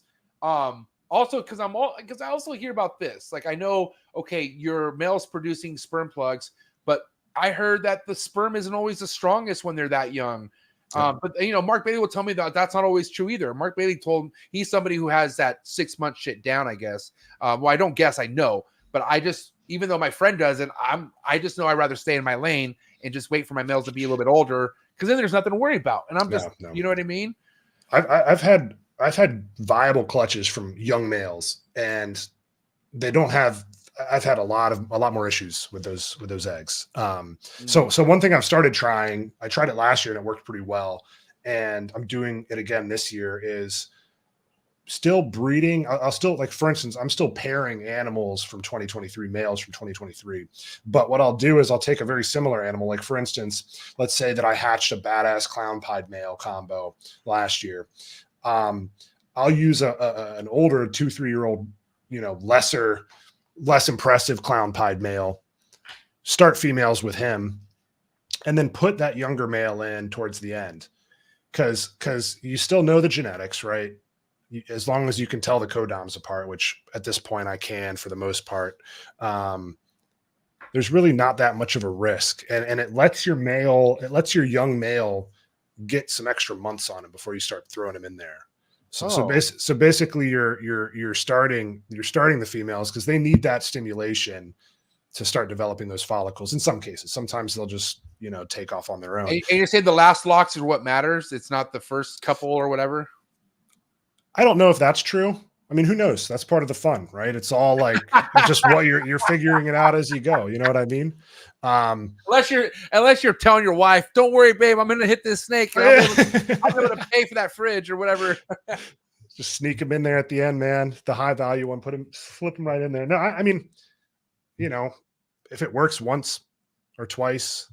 I mean, I just don't like throwing a young male in there, that like a 2023 male, throwing him in there in like January or something. Like that's tough. I like getting that girl started and then putting him in for like the last lock in like May or June, giving him an extra 4 or 5 months to pack on some weight. And then you're breeding like a 9 or 10 month old male, which is a lot different than a 5 or 6 month old male. Are you looking to keep your males on food the entire time? Like, meaning every break you're feeding them? Is that how you do that? Yeah, I feed everything. Right. All my males. I don't breed them. I look for like 3 to 4 locks on a female total. So I'm breeding a male to a female. I don't know, every 2 months or so, starting in like October, November, something like that. And then one important thing is make sure you track when your females laid last year, because a lot of females will follow that same routine. So if a female laid in April, you got to start pairing her a little earlier than a female that laid in August or whatever. What about your first time girls, Will? Those ones I feel like I kind of struggle with sometimes, because I'm like, fuck, like either I did it too soon or too late, or either they're not ready at all. But I feel like, and when I say first time girls, I mean like when they're like around 3 years old, like that age where they're ready to go. I almost feel like I don't really get luck even with that until they're about 4 sometimes. But I'm curious with the first time stuff usually goes late for me too. Like it's pretty rare that a first time girl will go once you get to 3 years old, you can hit them. But I'm more thinking of like people that start pairing, like 18 to 24-month-old females in that second year or that third year, I guess. Yeah, I haven't had many of them go early. It's usually the older girls that'll sneak up and go early. But you just put a pairing on them and then just kind of, I have an ultrasound, but I never use it because that's just, it just takes too much time. I'm so glad you said that because, dude, for the last 2.5 years, I've just been saying I'm getting an ultrasound that I'm not because I'll mainly say it going into the breeding year because I'm like, I want to just know what's what. But once I'm into it, I'm like, fuck it. What am I like? Whatever's happening is happening at this point. Like, what's it gonna like? Yeah, it gives me a little bit of a like an insight and a cheat, but like, I don't have a male going to 7 females. Like, I have a male going to like 1 or 2, and that's all I need. And that's the same for me. Same for me. Yeah. So it's like, really, I would only need that ultrasound if I'm not trying to waste time on a male, I feel like, right? Yeah. I think the most females I have, like 5, like my like busiest male is lined up with 5, right? Which is a lot for me, but I mean, shit, some people out there, 10, 12, whatever. I would say like, if you're not really convinced that you want an ultrasound, don't get one because you'll spend the money on it and then it'll just sit there and you won't ever use it. I just palpate, and that kind of. I do think it's a sick flex. Like if you could just be like, yeah, let me like, cause to say that you know how to use one, I think is cool. I think I want to own one just to say it's like, also with the chondros, I think it's going to come in crucial once I kind of get more deeper into breeding chondros. Cause then I want to know, cause timing's everything when it comes to breeding chondros. Like you could put a male in too late and then you'll get slugs, so, but also too, like you don't need it. Like you don't need an ultrasound. It just kind of, puts you on another level as far as looking deeper into breeding. But man, at the end of the day, what's going to go is going to go. You can't, ultrasound's not going to spike up the breeding behaviors. I'll tell you that much. It lets you optimize your males. That's about it. Like if you have a male you really want to get the most out of, then it could probably, I mean, I know some people use them religiously, right? And like they swear by them and I believe them. Like there's some good people that use them and I believe them. Like I'm sure it helps. But I just personally, it kind of goes back. I just keep things simple, do my thing, keep things simple. Put the snakes together and it takes care of itself. So yeah, that's where I'm at. Dude, you're going to have to put me on some chondro people. Cause I told you, I'm looking to get a couple chondros. Come on, Will. That's what I'm known for, bro. I'm the biggest ball python breeder, converter to chondro keeper, like in the game right now, bro. Like that. I got you. After this, we could talk, man. Yeah, holler at me. I see all those. Yeah, I see all those cages behind you. So. I'm upset. I mean, but listen, like I as much as this drives me nuts and I go insane, man. My ball pythons is what I'm standing on. If it wasn't for them, I wouldn't even be having this. Period. Yep. But it does make it interesting, makes it fun. I love the chondro game, man. I really do. I don't even know I was going to talk to you about that because now you got my mind thinking. Sorry, I just totally threw you for a loop. Yeah, I mean, I can tell you love them. Just Yeah, I mean, dude, I will recommend check out my Tuesday segment that I have every Tuesday. It's called All in the Tree Tuesdays, and it's with 2 of the biggest chondro breeders that are out there on social media right now. Got Marshall Mendez, Red Mountain Herps. Marshall Mendez. He breeds ball pythons as well. Ultramountain. He's been around for years, man. That guy's an OG right there. But he's actually finally breeding. Like he kind of took a hiatus on breeding chondros, and he's more of a hoarder. He's like the Will Morrows of chondros, man. Like he has everything. Yeah, dude, I'm talking like can't pry anything out of his fingers because he's one of the only people who has albino stuff. So he has he's like on the one of the last fucking of the Mohicans of making a albino chondro because every time he's made one, it's died. Like, dude, I don't know a damn thing about chondros. I'll be honest with you. Husbandry wise, I mean, you can see which way? This way. I've got a couple empty tanks back here, and I've done my research on. I mean, they've been a bucket list. Like I've wanted to have a couple as display animals for my office for years. Is that your office? Yeah, this is my office. I work for here. I could already see where you could put at least a cool 5 chondros at and you have a good time. It'll just complement your office, but it's also like a slow growing thing too. There's no rush behind it, which makes it awesome. But there's nothing but talk about husbandry and all this other stuff. I will say keeping chondros is easier than ball pythons. I swear to God, they don't shit as much. And it's a piece of art. Like it's literally it's not something you want to take out and handle every day, but you can handle them. It is doable, and it is a great social piece to bring out for people to enjoy. Oh man, you'll love it, man. And like I said, I'll introduce you to some big time chondro heads. Right on. Yeah, I'd like that. Yeah, for sure. Trying to meet people and learn. So hell yeah, man. And I'm sure. Listen, I'm gonna send you the link to someone's Instagram account who's actually gonna be vending some United States captive born and bred red neonates. Okay, I think he's gonna be one of the only guys with actual United States captive born and bred red neonates at Tinley. He's gonna have a booth. His name's Dimitri. But he's going to be at someone's table, and I don't know what that table is, but I'll find out. I'll send it to you, and go check out his stuff at the show. Yeah, for sure. Yeah, I want to check out the ball pythons, but like that's in the back of my head. I'm also going to try to learn as much as I can this weekend about that little side hobby, because it's awesome, bro. It's a whole nother cool. It's a whole nother world, but you'll love it. It's a tip. Like, we're talking record keeping's on point, everything. Like, lineages is the biggest thing, because you can go back to like the 70s and find a chondro that Trooper Walsh got in or something, like it makes it interesting. That's what I noticed. There's it's like pedigrees and stuff like that. Like it's almost like, horses or something. Yep, exactly. It's kind of what it should be, right? Like, we should have attachment that goes, it's just, but the ball pythons are just there's so many where it's nobody's going to be able to do it at that point. But the chondro game, it's expected. Like, people expect you to keep records. If you sell a chondro, it needs to come with receipts. And when I say receipts, I mean documents of the lineages and stuff. Because if not, it's easy to say, oh, I produced this, but it didn't. You got it at a table at an Arlington show or somewhere and fucking at some reptile show. You know what I mean? So it reminds me a little of like the super dwarf stuff, right? Like how everyone, they want you to keep track of like how you made this super dwarf, like what percentage is it, and like what were the parents, and how did you get to that? I think chondros are a little more. Chondros are way better. I'm sorry. Only because there's been so much unfortunate things that happen to shit on the super dwarfs, and to show that super dwarf isn't even a real name. It's a marketing term. Like, they're just, all they are reticulated pythons from specific areas in this world. Right. And somebody decided, because he looks smaller, let's call him a super dwarf.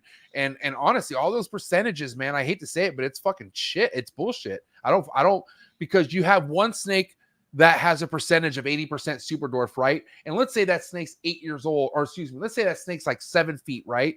That snake could still produce a snake that will get 10, 11, 12 feet. Yeah. You know what I mean? But people will buy that snake thinking, oh, it's only going to produce only 6-7 footers because of the percentage. I think it gets a little squirrely when you start crossing them and saying, oh, this one's like 62.5. I think if you've got pure, locality stuff, that's valuable. But when you start seeing like these crazy crosses, I think it's like, what the hell? Who knows? Like, who knows? Yeah. What we're gonna get out of that. And it sucks because I'm not that I given up or faith on the super dwarf market, because I do know individuals who have the best quote unquote super dwarf stuff, like Eric Lee. Like, Eric Lee is one of the guys I respect the most, who works with this locality specific pythons, because dude, his stuff is specifically small. Like, he has a lineage of making really tiny snakes, and it's kind of like getting like, oh, you want designer leather, you go to Louis Vuitton, right? Like, Eric Lee's making the most realist, smallest locality specific reticulated pythons out there. And if you're going to start anything, you start it with that guy. I can tell you that much. Oh, yeah. But anyways, I'm curious, because investments are everything at some point when it comes to making moves, obviously, that we're talking about. Rodents is everything. I think one of the scariest things right now is people not only investing in ball pythons to a fucking 6-figure level, but then they don't have their rodent game on point. Like, let's say somebody who relies on somebody or whatever, or let's just say they start with enough where they could go to a pet store and get rats, but now they're at a point where they're like, fuck it, I can't afford this pet store price, or, I can't afford this local guy's price. What do I do? When do you feel like it's important to either realize I should breed my own rats or not breed my own rats? Like, when does someone make that decision? Well, I think you got to figure out, first of all, how big of a collection you want to have. Like, that's got to be always in your mind, because you can feed frozen thawed. You can feed frozen thawed to ball pythons. People talk shit about it, but ball pythons are great eaters. Yeah, I think. For sure. If your husbandry's on point, there's no issue. Yep. No. Yep. The problem becomes, if once your collection gets to a certain size, feeding frozen thawed is a huge pain in the ass. It takes, feeding frozen thawed takes 5 times as long as feeding live. It takes a lot of patience. I mean, it's like, if you're a good fisherman, you'll be good at frozen thawed. Yep. So I mean, I think that, first of all, do you have the capability or like the space to breed your own rodents? If you do, and you're willing to do it. Cause like, then you're dialed in, you know exactly what your snakes are eating. You know what you're putting in the rats food wise. If you don't have the room or the capability of doing it, make sure you have a good supplier of live or commit to doing the frozen thawed stuff. And that's just kind of it. I mean, rodents is like one of the trickiest pieces of the puzzle, right? Like figuring out your rodents. 100%. Because like, let's just say you're like, well, hey, I'm listening to Will on Trap Talk. I got space. And guess what? I'm a do-it-yourself kind of guy. I could build these racks and you got all that. But guess what? I hope you're ready for some serious maintenance and some serious fucking backbreaking work, because the rats, like that whole thing right there, makes breeding snakes and taking care of snakes glorious. Like I will never forget how much it was fucking like, I don't want to say dreadful, because I did, like, when I was done with my rat chores, I love the aftermath. Like it was such a great feeling to smell the new aspen and just like, oh, it was great. But come 7 days later, oh terrible, my God, man. I was like dragging my fucking my knuckles on the ground, like I don't want to go, because it's 4 hours of just sweat. You got the mask on. I used to do it for a little while. You got to wear a mask and it's hot. You can't breathe and it smells the worst. And like I said, I didn't come into this with money, so I didn't have freedom breeders. Like all this shit was fucking Home Depot built. Yep. But the worst is when you come in and you see a hole in the tub and you go, oh my God. And you look to see what's gone, and either half of it's gone or even all of it's gone or one of it's gone. Who knows? Or what about when the top tub on your Home Depot, cement tub, home built rack chews through the water, floods it, then it collapses and fucking takes down, and you got drowned. Yeah, I haven't that. Okay, so I've never done the waterline thing because that always scared the shit out of me. Yeah. Shout out to Marshall Mendez. We were talking about Marshall Mendez, but the first time I went, I've only been to his house once, but one time I flew over there with Matt Summers to do an episode, and I forgot on what day it was. We were leaving somewhere, and we went to go smoke inside his little mouse house that he has.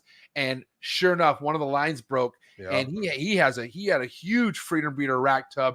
All that shit was like flowing to the top, but we got there in time to save a lot of rats. Like it was just happening. But man, I was like, oh my God, like that shit could happen. It happens. Yeah, it does. I did rats for about a year and then I quit. And I'm lucky that I've got a really good rat supplier here in Maryland. Mike Lee and Tyler Lee, Mountain State. Look them up if you're in the DC, Virginia, Maryland. They're awesome. Can't say enough good things about them. So I buy all my rats now, and I've been up to their place and I feel really comfortable with what they're doing. And so I'm good. But that's a really good point. Like, make sure you got your rats dialed in, because you can have the best husbandry in the world, but if you can't feed your snakes, it won't work. Got to feed them. I know, man. And again, JP, last time he was on the show, he explained what happened to him. I think the year before that year, with something where he wasn't able to get, like, he had to drive, I think 4 hours or 3 hours each way to get rats. Yep. And it was just becoming taxing on him after a while. And man, that's terrible. But you got to do it. It's either that or don't fucking breed, because nothing's going to breed if it's not eating. You know what I mean? Yep. You got to feed the breed. You do. And that's when you start looking at frozen thawed, and you quickly come to the realization that it sucks. You'd rather drive 3 hours and get live than feed a whole ass collection frozen thawed. So because like I said, it's easy to establish, I feel, ball pythons off frozen thawed if you get them going. But like, let's say you've had a snake that's been on live for a long time, and then you're trying to switch it to frozen thawed. That could be tricky. Like, you better have your frozen thawed skills down and not be offering it a wet, cold piece of fucking junk, because they ain't going to want that. I'll tell you that much. Well, one thing I actually do is I keep frozen thawed, like fuzzies and pups, and I'll feed every other week or so. I'll feed the babies frozen thawed, because you get a lot of customers that want that. They want babies that'll eat frozen thawed, and I totally get it. Like, if you have a small collection, just feed frozen thawed. It's easy. No problem. Yeah. If you've got 10, 15, even 20 snakes, just feed them frozen thawed. It'll take you 30 minutes and you'll be done. So that's something I do. And the babies, baby ball pythons eat anything. Like, I said, if you got that, the husbandry's down, the heat's good, your ambient's good.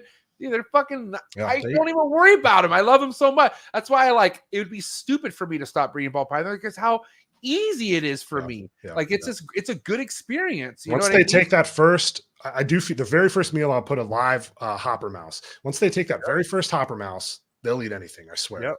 Yep. Now, That's okay, let's ask you. I want to know your preference, okay? Because a lot of people believe, not a lot. I hate trying to watch my word when I say that, but lately people have been telling me how they like to keep their mice. They like to keep them on mice to like 300 grams or 600 grams. I forget the preference, but how long do you like to keep your ball python hatchlings on mice before you bump them to rats? I usually just feed like 3 or 4 hopper mice, and then pretty much as soon as they'll take a fuzzy rat, I swap them over.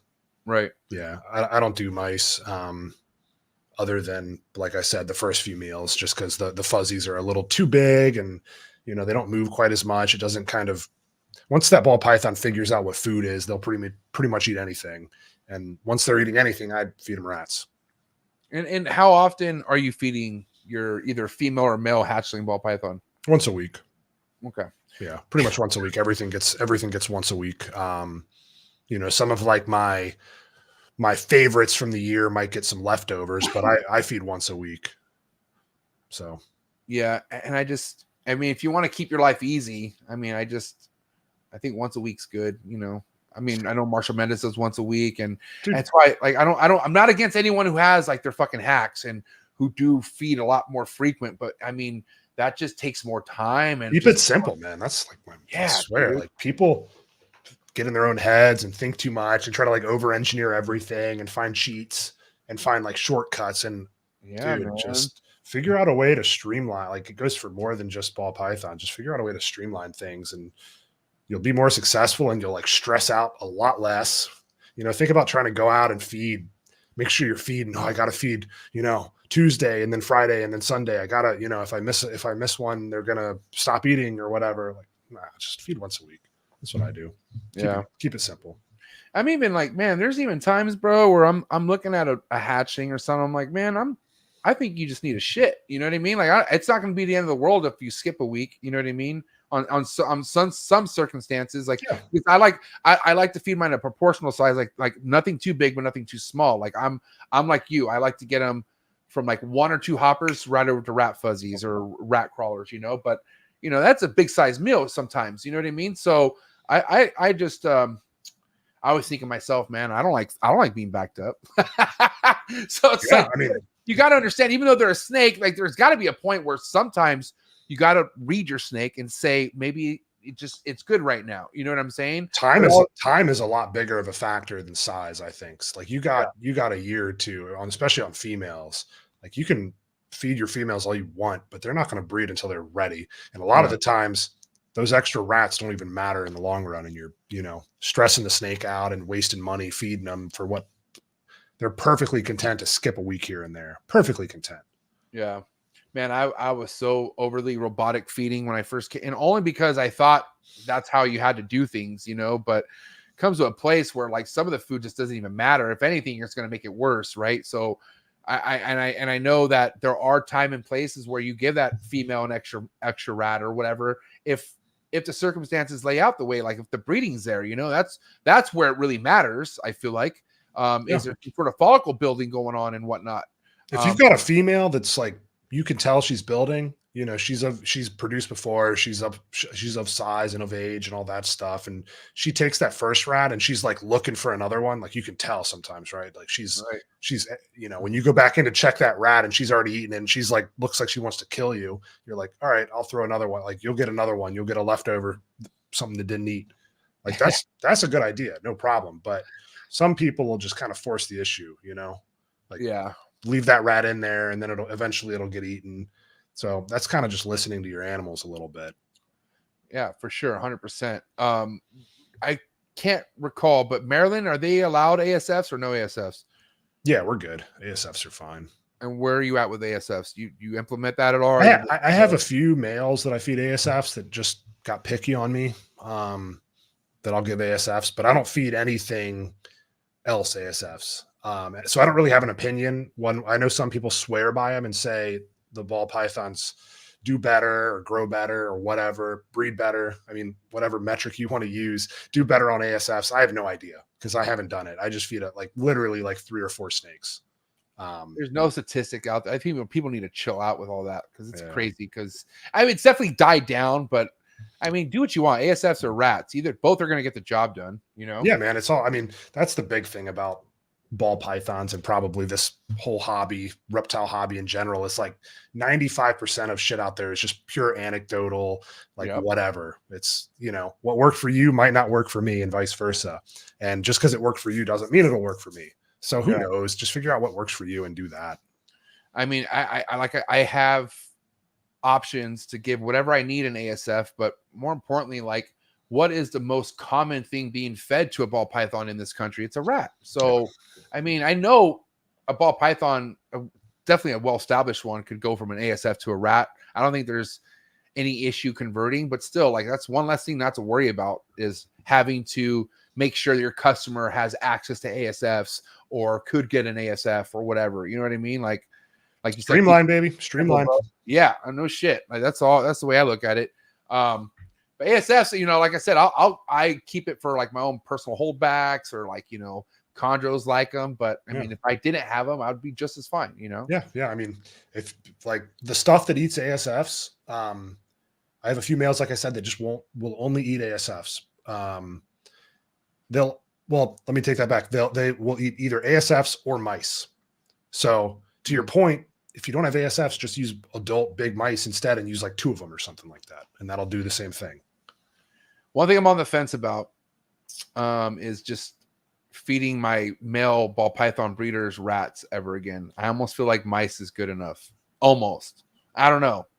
What do you feel? What do you do? What do you feel? I feed rats, but I just do like little weaned rats, like really small weaned rats. You know, like when the pups just start running around is kind of what I feed my males. Okay. And that's it. Yeah. And that's what. So remind me again, you pair a male up, you get locks. Like, let's just say you get a male, you see lock that next day, right? Do you like to confirm that and let them chill for a few more days? Or do you, like, the next day, if the lock's not there, are you taking them out? Like, how soon are you pulling that male? Usually I'll leave them together for like 3 days. If I see a lock on that very first, like, let's say I pair on like a Tuesday morning. Well, I usually pair Wednesdays. So let's say I pair on a Wednesday morning, and they're locked up like Wednesday late night when I go in and check. Typically they'll still be locked up Thursday morning, but if for whatever reason they're not, I usually leave them in all day Thursday, and then I'll pull that animal either Thursday night or Friday if they're not locked up again. So I like to give them like a little buffer there. But then everything else, I'll leave them in like 3-ish days. And if they don't lock, I'll just make a note of that and take them apart and then feed them over the weekend. Yeah. You know, I just, I don't know about you, but one thing I'm dealing with chondros right now is, like, I had males who just went ape shit on some females. One of the females ovulated, looks like she's good. And I put him to the next female, and now he just doesn't give a shit. Then I put him to another female, still doesn't really give a shit. Yeah, I mean, it could be the case, right? But with ball pythons wise, have you ever dealt with any males who just kind of just stopped? Like they just yeah. Do you feel like it's a time of year they do that for you, or where do you feel like that's happening the most? Dude, I don't know. It's hard to really, I mean, like all different circumstances, you know, and that's one reason it's really good to have a bunch of males. Like, people try to buy one male for a project, but you better have the best luck in the world for that one. yeah. Like, if you think you're going to do one male to this 5 females and then another male to those 5 females and so on and so forth, it might work once or twice, but you need to like, you know, keep backups, because they quit, or they'll only breed, you know, sometimes you get a male that'll only breed like 1 female, and he'll keep breeding her, but he won't breed anything else. Like, who knows? Yeah. I hit a Mardi Gras clown combo last year. And I was all stoked, but I should have hit it the year before, or could have, I should say. But the male, by the time I got the male to that female, he just tapped out. And really how he tapped out, he just stopped eating, and he wouldn't eat at all. And sure enough, like, I remember he kind of went downhill for a little bit, and I got him to bounce up. But man, that was the pairing of the year. I'll never forget the whole, and my buddy, shout out to my homie Jacob from Civil Serpents, but that was his male that we were collabing with. And we were both just on edge, just couldn't wait to pair that snake. And then sure enough, that happened. And, you know, he was the only male. Yeah, it was the only male that we had or that I had that to make the what we wanted to make. And so once he wasn't there, the next guy down was like, we weren't going to make shit with him. So it was like, it's like not even worth pairing at that point.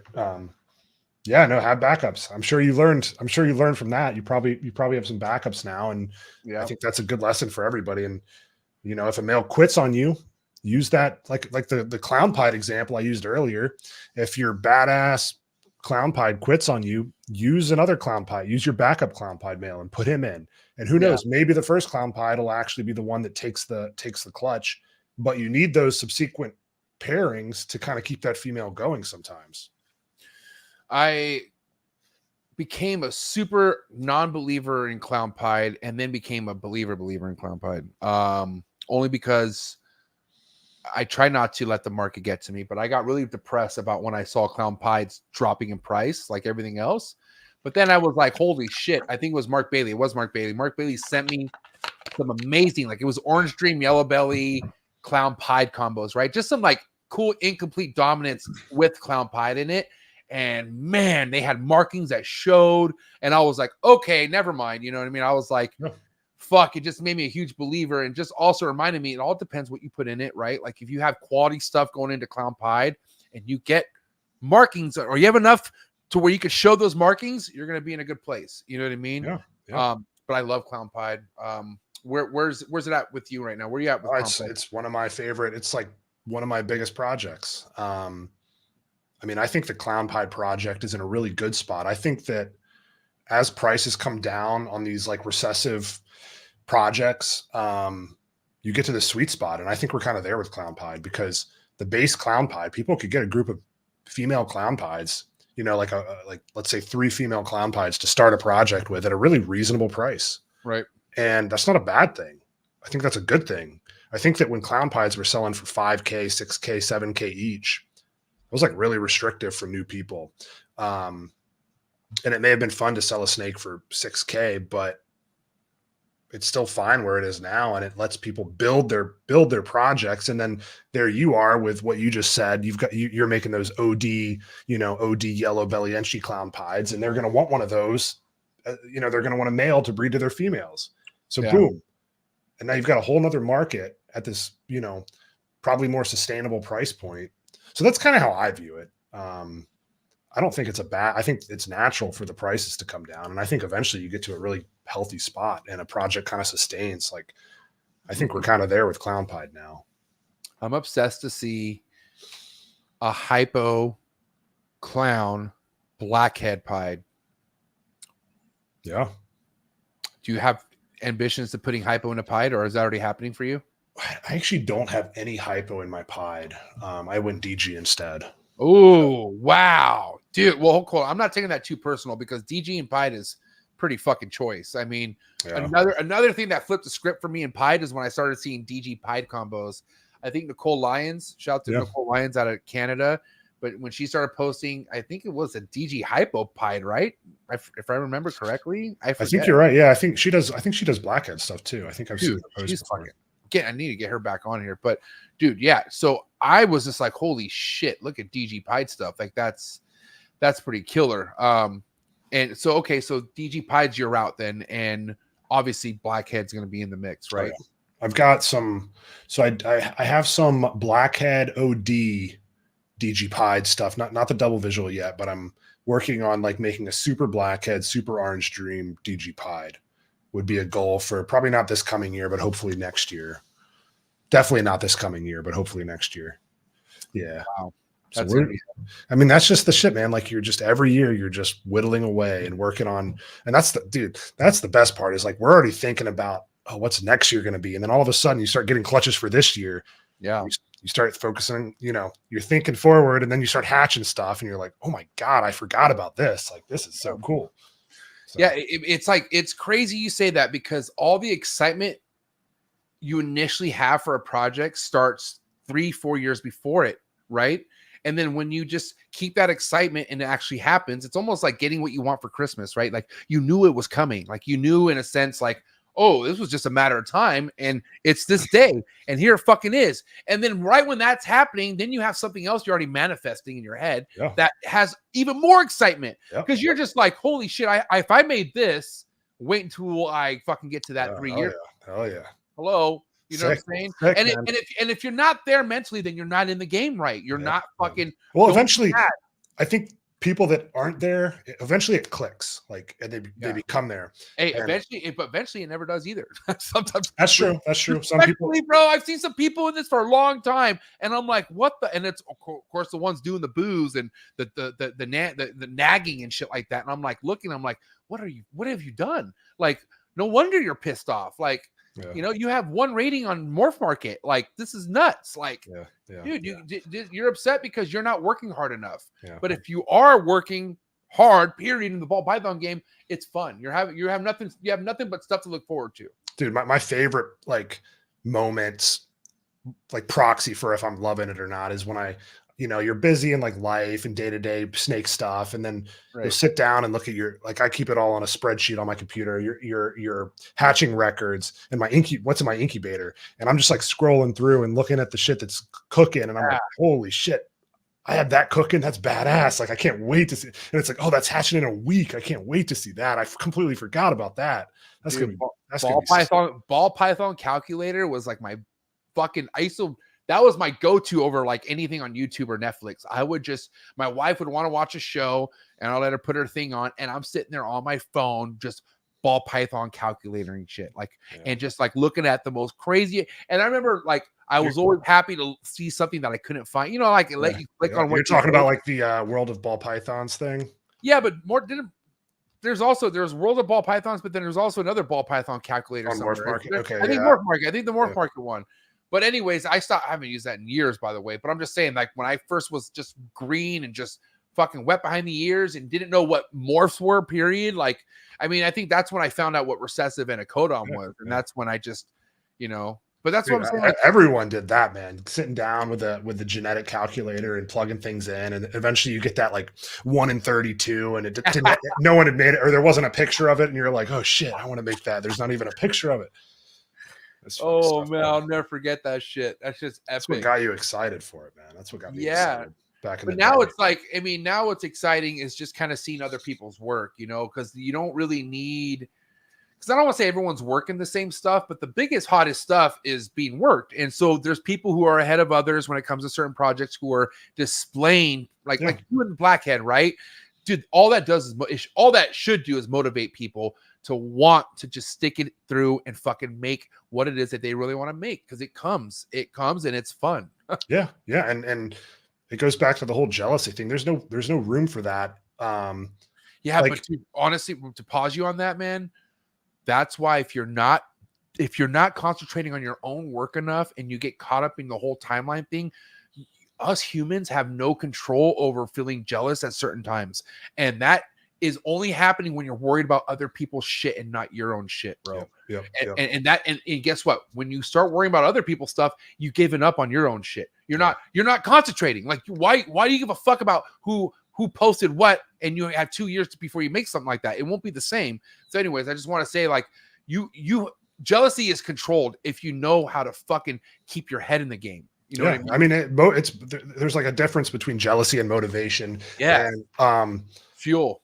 And like, I think that there's this weird desire to be like the first one to do something, and sure, like fine, there's some like vanity in it. But I think that just the inspiration, or like how many times have I seen someone produce something and I'm like, oh, that's not as great as I thought it would be. Or, oh, that's really cool. I see something there. And that like makes me tinker a little bit with some pairings to like, and I'll say this much, just because they're making it before you, if you're working a cool project and you're making good stuff, the market for it is far, far bigger than it could ever matter if they made it first. They could be making it for 2 years and then you start making it. And if it's a badass project, it doesn't matter. Like there's always a better version of something. Even if it's not here yet, it's coming. That's why don't ever give up on something. Yeah. And no matter what I have going on, if I see someone else showing pictures of locks or whatever they're doing the same, I don't give a fuck. Like it's not my line. It's not what I'm producing,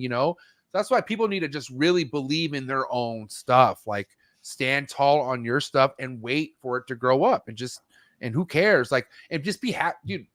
People need to just be happy for other people too. Like, you get mad sometimes because you see a snake that someone else hits. How do you not know how long that person waited? Or how do you not know what they went through? Maybe the strikeouts that they've had before hitting that snake. Yeah. You know, people No just doubt. kind of, they paint an image in the head that, oh, that must have came easy. But motherfucker, you don't know. Like, no one posts their losers on Instagram. no, bro. That's why I love the chondro game so much, because people do post a lot of success with their chondros, but they don't know all the murders and all the fucking goddamn like things that they did by accident and just all the heartbreak that comes with chondros. It's just not out there because it first of all, for being someone who shares all the fucking bads and goods with chondros, it hurts. Like, it's like, because you have people who always ask you, oh, what happened? What happened? And then you have to keep talking about it and keep talking about it. But it also lets people know, like, this shit is fucking not easy. Like, Yeah. you got to have your shit dialed down, and also makes you appreciate the stuff that is easy. God bless the ball pythons. That's why I love it. Yeah. Ball pythons is the perfect. I fucking mean, it's perfect for a lot of reasons. I mean, that's all there is to say about it. They're just nice to you. Like, they're like, if you just listen to simple instructions, which is on so many YouTube vlogs on how to breed ball pythons, which they're all right. It's all correct. Like, it's all simple, straightforward stuff. And if you listen to that, you're going to do just fine. Like, and I'm just talking about just to be able to get a ball python to hatch. You're going to do it. Ball python. Yep. It's not rocket science. It's not. Just fucking follow the instructions. Now, you could do that all with chondros, and you're still going to get your ass whooped, and you're still going to. But also, you got to appreciate what you appreciate. So, that's the truth, bro. That's the truth. I got to ask you, 2024, are you shooting for the same numbers production wise, like the 30-40 range, or what are you looking to hit this year as far as clutches, if it goes your way? Yeah, 30 to 35. That's where I am. I sell proven breeders every year. I'm very strict with what I pair.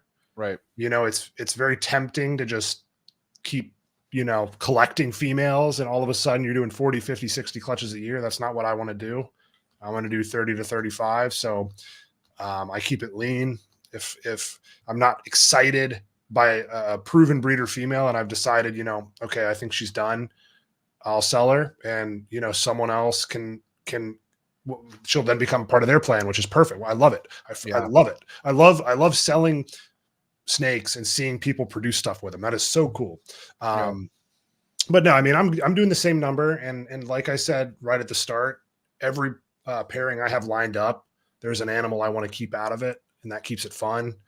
So I'm kind of doing what I'm doing. And I think the market is getting better and better each week. My sales have been picking up. So I'm not, I think there's a lot of like, woe is me, hesitation, whatever, fear. I don't see it. I think prices aren't what they were in 2022 or whenever it was, but they're better than 2023 and more consistent. So I'm all for it, man. I think 2024 is going to be my best year yet, I think. Not to sound like a fat ass, but I was raised off fast food as a kid. Like, that's the thing my dad took us to McDonald's and Jack in the Box growing up. It was what made us happy. But do you not remember the 19-cent cheeseburgers back in the day? Like, they used to have crazy deals where it was like pennies to get a fucking cheeseburger. Those days are gone. We don't have those days no more. And that's kind of the reality of everything that is in the ball python game. What is today's, like, what is that saying? Today's prices was not yesterday's prices. Yeah. It doesn't make a damn difference what you were selling shit for 2 years ago. Oh, dude. But you have to be okay with that, because you have other shit that, guess what? Okay, this isn't 3K anymore, but this shit in the incubator is about to be 3K. And that's the rotation. You know what I mean? Like, everything's supposed to go down and other stuff comes up and back, it just goes. And the beautiful thing about the ball python game, it isn't expected to, but bro, things could just flip around and just go all the way up again. And they could. You know what I mean? But it just fucking. I mean, using your clown pied as an example. I mean, how long have clown pieds been made? Years and years and years and years and years at this point. Wow. And I think clown pieds are still selling for $800, $900, $1,000. Shit, that's not. I mean, that's pretty good for something that's been around for 15 years or whatever, 20 years at this.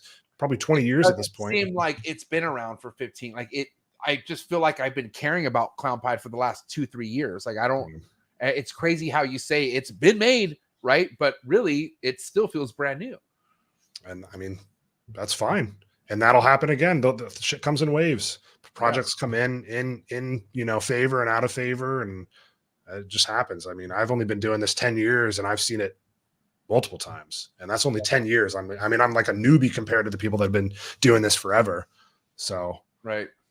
But it is crazy, man. It flies by. Like it's because if you're having fun, it goes by quick. I mean, let's really think about how you can blink your eyes and think 10 years back, right? Like, man, here you are, and look at the changes the market's made, and not only that, the community. Like, think about how big ball pythons are now, man. They're huge. It's only getting bigger and bigger. That's why another exciting thing is, no matter whoever is saying what negative about ball pythons, there's someone new and positive coming in. So, and probably more positive than negative. So there you go. Yeah. I mean, it's been all positive for me. But part of that is my mentality. I just don't pay attention to all the BS. Yeah, which I think is a healthy place to be, personally, at least. It really is. Some people fucking live for that shit, though. So if that's you, I mean, I'm not, I don't judge anybody. So do whatever you want to do. But that's I'm not gonna lie. I kind of used to. I mean, I wasn't on purpose, but I just had to call shit out. What do you want me to do? You know what I'm saying? But it is way easier when you don't participate or even give two shits about that. Like, whatever's not related to breeding reptiles, don't give a fuck about it, because it doesn't matter. And ever since I've been holding my solidarity on that, life's been easier, man. It's because it's all about the animals, man. Like, if someone's talking shit, look at their what are they doing here? And you realize whoever's killing it in this game, whoever's the most relevant, aren't in the comments talking shit. They're not. I mean, Will's not. I'll tell you that much. They're working. Yeah, they're too busy. We ain't got time for that shit, So that's why it's really easy to see who has the mentality and who's really is in this game and who's not in the game. And it just really shows you by what I just mentioned. So I listen, I have a wrap-up question before I let you go tonight. 2 hours fucking went by quick. And the biggest wrap-up question I have, I guess, is because it relates to what we just mentioned about you selling proven breeder females. And if you want to talk about streamlining and keeping your overhead as minimal as possible, I think that's one of the smartest things you should do. Is once you know a female has no use for your game plans, you got to find the right home for it, because the longer you wait, the harder it's going to be, because somebody could use that snake first and foremost, right? But dude, it is kind of scary, because let's just say you have a female who's laid 3-4 clutches for you, right? She's done work. How many times have you dealt with a female leaving your collection, going somewhere else, and then she just doesn't breed? Never, that I know of. I mean, maybe that's a testament to my customers understanding that, shit happens, right? I have plenty of success stories, but I haven't had anyone really reach out and say, hey, this female sucks. Because I mean, I'm sure sometimes, you buy a proven breeder 3, 4, 5, 6-year-old female that I hatched and has been in my, in my facility, on my bedding, in my tubs, in my Maryland climate or whatever for the last 6 years, and you're in California or Colorado or whatever. Maybe it doesn't like the, humidity there or whatever. I mean, I don't know. But that's just part of the game. I mean, at the same time, I've sent plenty of animals to the West Coast that I've seen, have done perfectly fine. So I don't know. I mean, that's a good question. I don't have a number or really any stories to share with you. So yeah. The only reason why it stands out to me is just because, you sell something proven to somebody, and like you would think their ambitions is to want to breed it right away, but maybe it's not always wise to breed it right away. Like, maybe you should expect to give it a year off or something, That's what I did sell some proven breeders this year, and I strictly told them, I was like, just give them a year. Like, make sure they're eating solid for you first, because if they're eating solid and they're on schedule, then guess what? They'll know scheduling, like when they want to go again. Obviously, if you pair right, but yeah, I mean, I would definitely never recommend getting a female in and just 2 weeks later starting to pair it up. Like, get that female dialed in, make sure she's eating, because if she's not eating, she's not gonna do anything for you. Get her dialed in.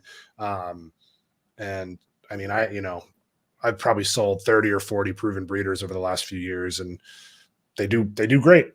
But you just gotta, I mean, I make sure to check in with my customers, and I mean, just treat your customers right, and they'll come back. So fuck yeah.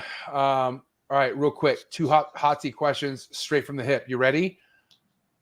Other than Blackhead, what's the second best incomplete dominant in the game right now in ball pythons? Oh, Cypress. Ooh, wow. Dude, smoking answer. I like that. I like Cypress a lot. I've got some Cypress I like stuff. that. That got me Cypress excited. is badass. All right. Last but not least, little word association. First thing to come to mind. Coolest reptile podcast in the world. Oh, Trap Talk for sure. That's what I'm talking about. I got you, baby. All right, listen, guys. Okay, Will, for people to be on top of everything going on with you, is it going to be Instagram? Is where you're most active? Nussman Reptiles? Yeah, Nussman Reptiles on IG. That's where I pretty much solely where I post. All right, so Nussman Reptiles, Instagram, also Morph Market. Go give him a follow. Go see his work. Have fun this weekend, man. Let anyone know who gives you props here from this show tonight that I said what up, and have a good time. Enjoy yourself. And guys, please do me a favor. Give it up for the homie Will. It's a wrap for Nussman Reptiles, ladies and gentlemen. Thanks for having me on. That was fun. All right, bro. We'll talk soon. And I'll chat with you after Tinley, man. Have a good time. Peace out. Thank you. Peace. Man, what a great episode. Appreciate everyone who tapped in. Go have a good time at Tinley, all you guys. Appreciate you. If this is your first time hanging out, hit that like button. Please get the likes up. Hey, guys, I didn't say nothing during the show because our conversation was too lit.